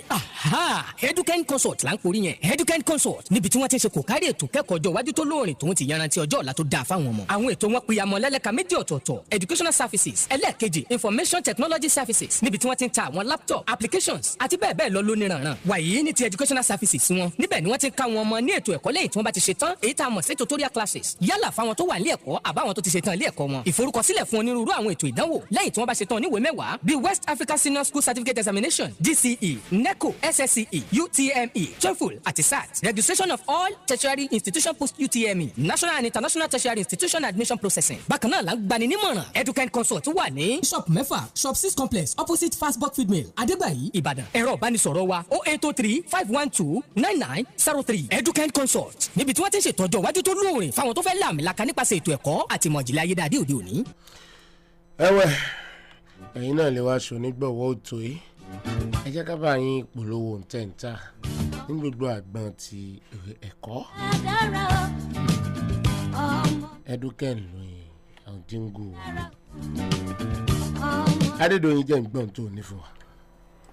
ẹ kúlé ẹ̀yin ara lé. Okay, so we are talking about moral decadence, right? Yes. One thing I would say is that a youth has different structures, both the adult form and the childish form. Now, a youth is grown up like I'm an adult. A youth is like I'm an adult. I'm a big girl. I'm a big boy. But the mind of the youth is still in that formative stage. It's still in that stage of pushing dagba. Like the mind is still in a stage where kò tí mọ ìyàtọ̀ láàrin nǹkan tó dà àti nǹkan tí ò dà, but that mind is still in a baby form, like it's growing. It's not able to emphasize on I want to do the right thing. ó kàn fẹ́ ṣe nǹkan tó wù ú. That's what the mind of a youth is like. Now we are talking about moral decadence. As long as a youth sees that my friends are doing this thing is fun, I will definitely do it. A youth cannot stand on his feet and tell you that I'm not doing this thing. If this youth does not see strong backing, tí ó bá rí òbí tó máa nà lẹ́gbàá tó máa fọ́ létí pé nǹkan báyìí nǹkan tó ń ṣe yìí kò dáa, that youth cannot stand strong. Now when we come to moral decadence, I would say that it starts from the mindset. Yes, the world may be doing this thing, they may be showing nudity, they may be doing all sorts, but it all starts from the mindset that I want to be somebody that makes impact in life. I want to be this, I want to be a great person in life, I want to do something good for myself, I want to make my life a very beautiful one. Now, if it all starts from the mindset, what forms that mindset? It means that what I hear, what I see every day still forms that mindset. My parents forms that mindset. My friends form that mindset. My school forms that mindset. All of those things, the book I'm reading, what they are teaching us in school, the social studies, the maths, the English, it forms that mindset. That I fought with somebody in school today, yesterday, tomorrow, it still forms that mindset. So it is from that mind that I start picking that, I saw one dress yesterday, it makes sense, this is the dress I want to wear, and there's no strong backing to say that you're not going to wear this dress is wrong. You know that all of those things from that mind. I heard a song, the song is saying Majaye Oribi.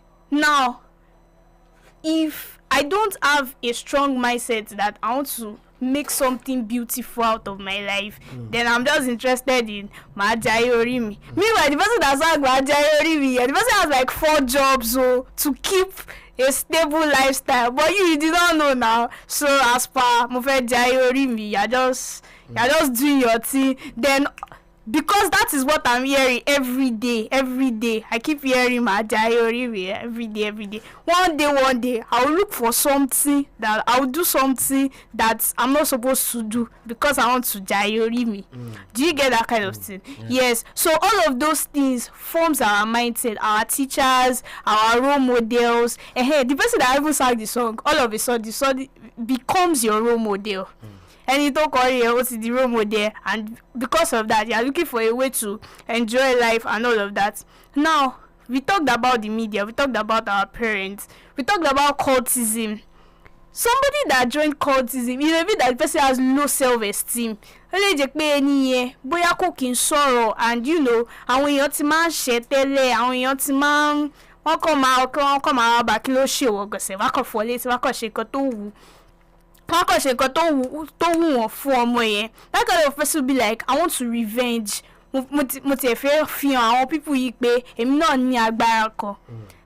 because of that kind of child joins cultism. You have low self-esteem. Why don't you face the mirror and start reading something so that one day you'll be able to face the crowd? You have low self-esteem. Why don't you dare to be the class captain of your class? You have low self-esteem. They have a debate coming up on Friday. I'm sure they do extracurricular activities in schools now. Why don't you say that, okay, I want to join this quiz competition, I want to join this debate competition, instead of cultism? There are other ways to do these things rather than saying that, okay, I want to join cultism. All of these things, like I said, it forms our mindset. When you watch these things, when you watch this nudity, when you watch all of that, when you listen to these songs, in a way, some hormones are produced in your body that triggers you to do what you're not supposed to do. How do I explain it now? You watched something. I said that a youth is in a stage where you are grown up, you have a physical structure of an adult, and but your mind is still in a baby stage, like it's still growing, trying to tell you that, okay, this is what is right and this is what is wrong. Now, I said that I was explaining. I'm trying to explain.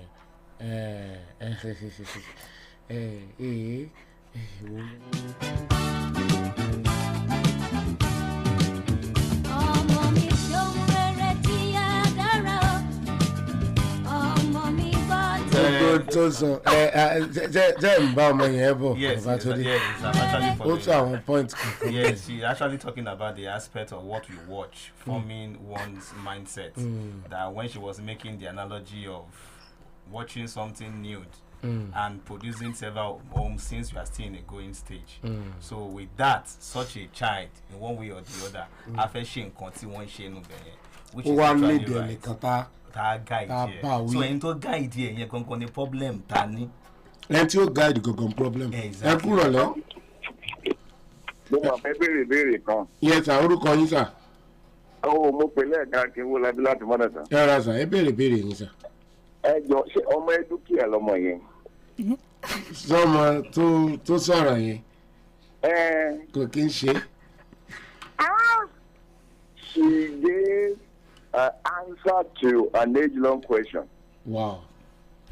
Okay. A formative stage in a heart that want you to work. In fact, entertainment industry wà lára wọn tó ń rẹ̀ kó wa. Tí ẹ bá wo àwọn ọmọ yẹn ẹ rí wáìnì níwájú wọn àti ọtí àti obìnrin àti dọ́là. Wọ́n ní àwọn náwó oúnjẹ ayé. Wọn ò kọ orin tí yóò mú yàn kó ń bẹ̀rù Ọlọ́run àti òun fẹ́ táyé ṣe àfi mọ̀ ń jayé àti obìnrin oníròhò àti gbogbo ẹ̀. Mo ti forí ẹbí nísà ògbé gba ipò kínní ní skul yìí. Wọ́n ní ká kọ̀rọ̀ nípa afúrúgbìn. Òun ni afúrúgbìn kan nínú Bíbélì. Wọ́n wá ní ká ṣe bó ṣe tẹ̀léra wọn. Mo dẹ̀ gba tẹ́ntẹ́n. Mo ti fi Victor ìwà ìfọ̀ àbẹ̀wò lọ́kọ̀ kí ni orúkọ ẹ̀ sweet mother. I no go forget. Mo ti fi yẹn náà lead English rí. When I was in primary school. Ijó wo lè orí wo lèyàn fẹ́ gbọ́n tí yóò fi pass exam. Àpèsè lọ. Ṣé ilé ijó mi àbí Sakiti bọ̀bọ̀?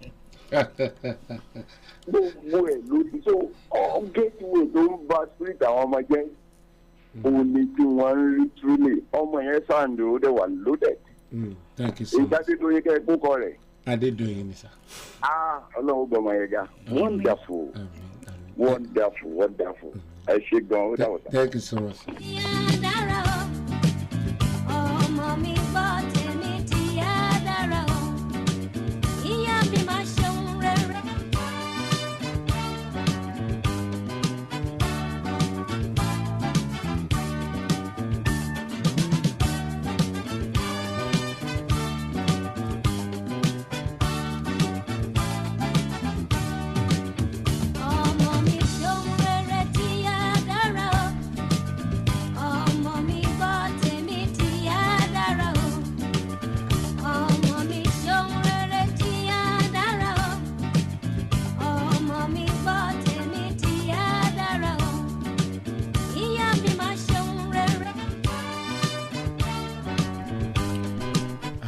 Ọ̀dà Adédoyin wa ọkọ̀ ọ̀rọ̀ rẹ gúnlẹ̀ o yẹn fún ìṣẹ́jú kan kí n tó sún sọ́wọ́ òkè.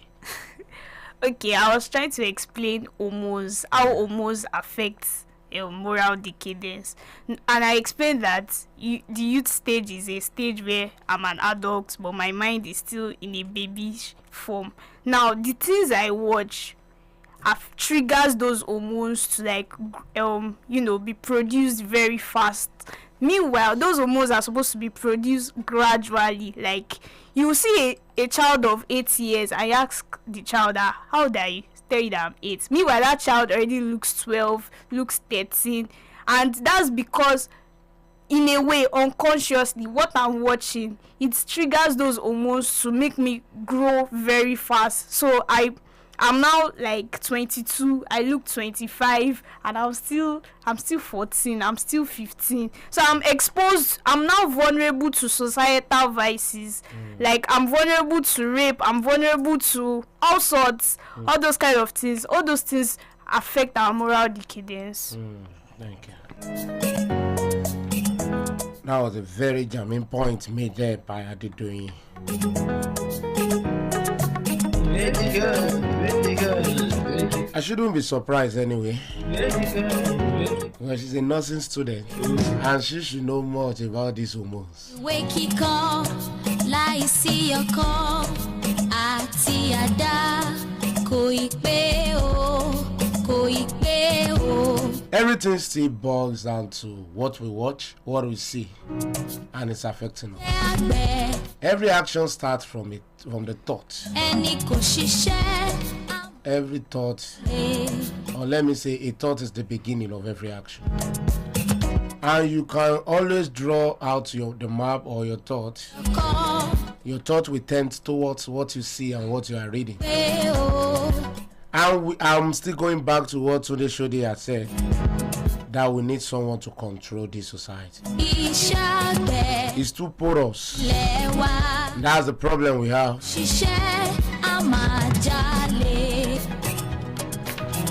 And that is why, as a parent, you should find time to rub mind with your words in order to curb them, so that they will not do what is wrong and they will not go in the wrong way. It is highly important. When you spare the rod, you have spoiled the child. Mi ní olú ọmọ pa ọ́. Nígbà táwa kéré tí dáàdì mi bá mú ọwọ́ méjì báyìí, ìka méjì, wọ́n bá fi sànyàn ìyẹn àtọ̀ sára. Kò ì pé o, kò ì pé o.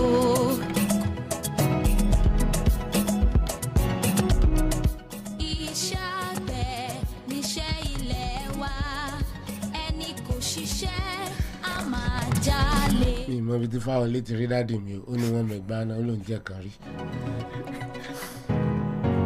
Make it good, make it good, make it good. Make it good, make it good, make it good.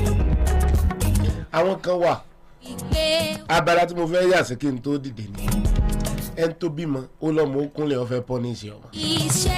Àmẹ́tì rí wọn tí wọ́n ti dé bíi pé ìkànnì tí òbí fẹ́ ṣe fọ́ọ̀mù. Ẹ dákun ẹ mọ̀ náà. Ẹ dákun ó sì mọ sojú mímíní. Irú ọmọ yẹn gan ọmọ rí ọgá èèyàn gidi lẹ́nu ìkọ̀fẹ́ kí dáàdì mi náà. Irú àwọn èèyàn tó bá fẹ́ dá sí òbí gan tí ń bọ́ mọ́ wí ojú wo lẹ́yìn fi wò. Actually. Kò ì pé o. Ojú wo lẹ́ fi wò járe. Actually, tọ́wọ́ yóò bí bá ti fẹ́ bọ́mọ wí, it is always done indoor, not outside. Ẹ bọ́mọ yín wí nínú ilé. Nínú ilé yẹn kí ìbọmọ wí yẹn kó dún régé láàrin ọkọ àti láya bí wọ́n ṣe ń bọ́mọ wí. Orú ni ìyá ayọ̀ máa ń bá yàn wí. Kábíyèsí ọ̀rọ̀. Kò ní lé ohun gbogbo ọ̀sán. Wọ́n á ti wá dùn òru tó wá ti sùn. Pa. Ẹgbàá rẹ̀ ọ̀sán. Káì. Ẹ má jẹ́ tàn yín gbogbo àwọn ìbáwí náà. Wọ́n ló darí ẹsẹ̀ wa sí ipa tó yẹ ká máa tọ̀ tá a fi lè lóore ọ̀fẹ́ àti jẹ́ ń tá a jẹ́ tàbí ń tá a dà lónìí. Àìsí ọkọ àti àdá. Ẹ má jẹ́ tàn yín, ẹ jẹ́ ká ní tí wọ́n ń pè ní ìjánu. Ẹ jẹ́ ká mọ bá a ti ṣe lè kọ́ọ̀bù àwọn ọmọ wa. At least, if not in hall, at least to the barest minimum. Kí moral decadence yìí kó lè lọ odò lọ sinmi. Kó máa di pé n tí ó rú gágá ká gbogbo ọrùn wa tí a kárí ilé tí ò kárí oko pátápátá. Torí bó ti ṣe ń lọ yìí bá ti ṣe ń wo ìta bá tẹ̀síwájú nínú ìrìn àjò yìí kàyàyàyà ó léwu. Iṣẹ́ àgbẹ̀ níṣẹ́ ilé wa. Ṣé mo lè gba ìpè kan àbí méjì sí 07055001033 07055001033 09160001033 09160001033 ojú òpó tẹ̀ lè pè sí nìyẹn. Ojú wo lẹ́yìn fi wò ó nù lé ìmọ̀ràn ó lẹ́ni ká tó máa mú gbogbo wá sí ìdánidúró fún ti ọ̀sẹ̀ ká sì máa tẹ̀síwájú lọ́sẹ̀ tó ń bọ̀ lápá orí ọ̀fẹ́ Ọlọ́run nìkan ṣoṣo. Mr. Tunde Sodiya ẹ bá ń kàn sọ summarily fáwọn èèyàn. Actually, I want to add two things to it. Number one, there are two ways of correction.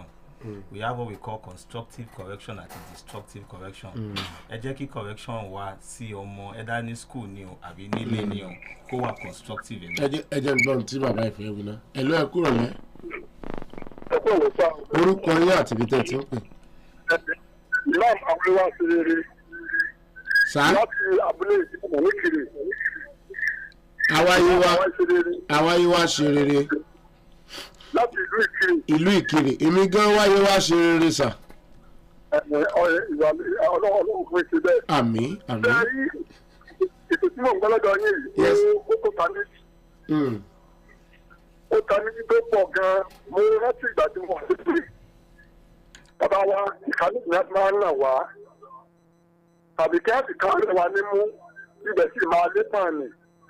Ìgbà tẹ́lẹ̀ náà wá ti pé mo lóye tí mo níyàwó tí mo wá bí àwọn ọmọ. Mo wá rí fún ọmọ mi méjì ọkọ̀ fẹ́ gbọ́ràn Adétáyé àti Káyìndé. Kọ́ wá pè wọ́n sọ́tọ̀ọ̀tọ̀. Ìyàwó àsọ mi wípé kí má máa wò wọ́n ràn ọjọ́ ọ̀la mi tí wọ́n fi tàfàlà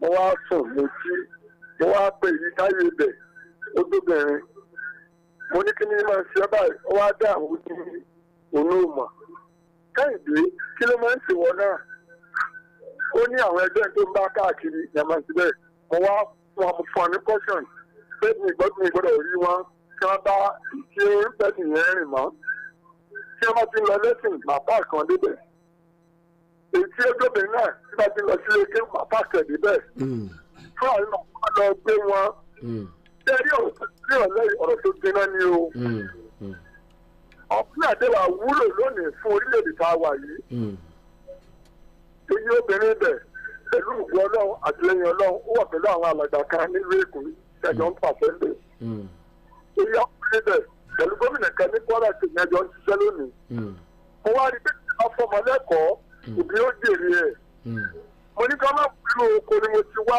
ẹ̀rù tí wàá ìwé lọ́dún wá bà mí nígbà tí ti Kwara State yẹn ní òfẹ́ mọ òbí rẹ̀ ní bá wá bá mi ní abúlé oko tí mò ń gbé bẹ́ẹ̀ ni arábìnrin tó ọ̀dọ́ yín yẹn ẹni àdúrà ni Adédoyin àbí. Bẹ́ẹ̀ ni sà. Ó ní ẹni àdúrà ni àwọn bàbá rẹ̀ wá ń bí òun náà sì tún rẹ̀ bí. Tẹ́lẹ̀ bàbá náà ti tún sọ̀rọ̀ ìmọ̀ tí nígbà Yorùbá tó wà lóyún ibẹ̀ náà àwọn náà tó a bí olú ẹ̀jẹ̀kẹ̀mí gbogbo ló. Kẹ̀mí ní ogun mẹ́jẹ̀kẹ̀ ẹ̀ parẹ́ o. Ìmájìjọ́ kẹ̀ ẹ̀ parẹ́. Ẹ̀dá kẹ̀ ẹ̀ mẹ́jẹ̀ kí èjì ẹ̀ mẹ́jẹ̀ kó kú ẹ̀jẹ̀ tó máa tẹ̀síwájú.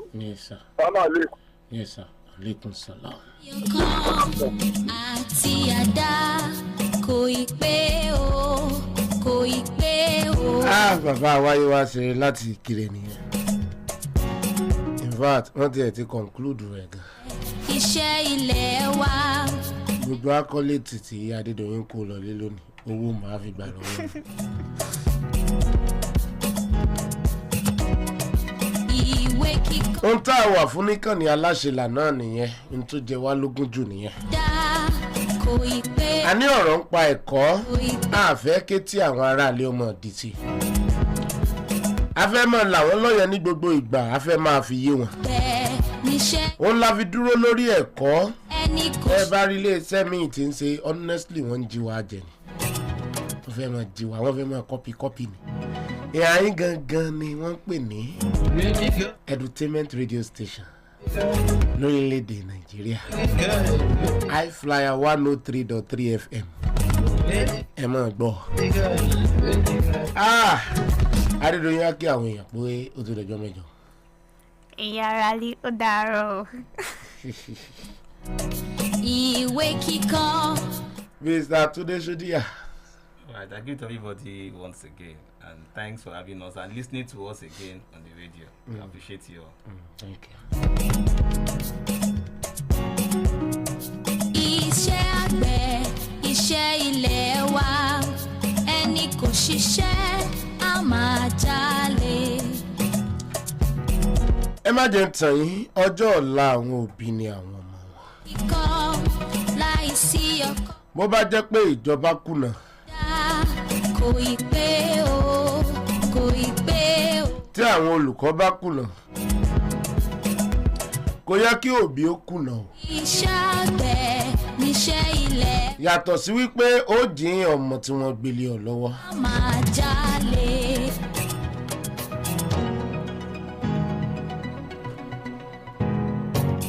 Báwo lọ́jọ́ ọ̀la rẹ̀ ó ṣe rí? Ọ̀rọ̀ lẹ́gbẹ́ látọ̀dọ̀ bàbá wáyé ṣe rí láti ìlú Ìkirè yìí. Ẹ jẹ́ ká bá ọmọ wí lákòókò tó yẹ ká bá ọmọ wí, ẹ má jẹ́ òtútù. Ẹ má in tí ò yẹ fojú fò, in tí ò yẹ àwọn nǹkan tí ò yẹ fojú, ẹ má máa fojú fò. Stage táwọn ọmọ yìí wà yìí, formative stage ni wọ́n ṣẹ̀ṣẹ̀ ń fọ́ọ̀mù ni wọ́n ṣẹ̀ṣẹ̀ ń tẹ́ bá gbìn sí wọn ní stage yẹn. It tells on their future. Kò ì pé o. Iṣẹ́ àgbẹ̀ níṣẹ́ ilé wa, ẹni kò ṣiṣẹ́ á máa jalè. Fún ìdí eléyìí, òun ni mo sọ wípé kọ́lọ́run kó bá wa wò gbogbo àwọn ọmọ wa pátápátá. kí òbí kan ṣojúṣe wọn.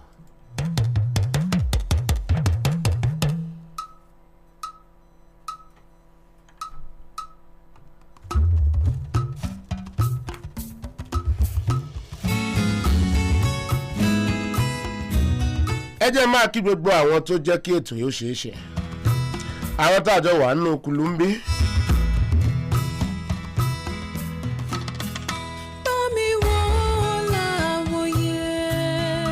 Felicia Ogunrinde, Abiodun Adejo tí gbogbo èèyàn mọ̀ sí part B o. Olújídé Fáwọlé, ẹ̀gbọ́n dáadáa Túndé Ṣódìá.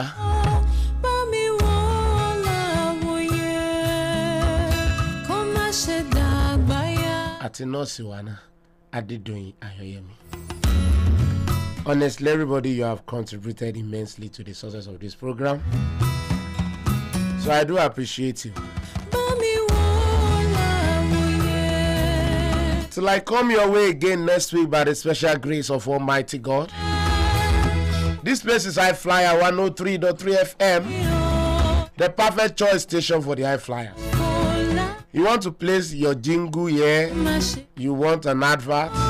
Or you want to sponsor this program? The number to dial is 080-3578-7151.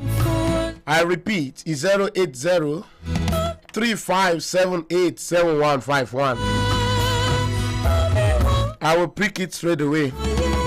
Ẹ fẹ́ ṣonígbọ̀wọ́ ètò yìí ẹ̀yin náà fẹ́ máa place jingle yín síbẹ̀ ẹ pé Ayodeji sórí 08035787151. A lọ lọ́sẹ̀ yìí lágbára Ọlọ́run mi a tún padà lọ́sẹ̀ tó ń bọ̀. Kìí ṣe inú ìbànújẹ́ mo fi yín sí inú ìbànújẹ́ kọ́ náà làwa náà gbàdé bí. A ní gbé ìbànújẹ́ wá àwa gan ò ní bá yín nínú ìbànújẹ́ lọ́sẹ̀ tó ń bọ̀. Ayodeji Salau lórúkọ mi gbogbo èèyàn ló máa ń pè mí ní Ayodeji The Anointed. Ó dàbọ̀.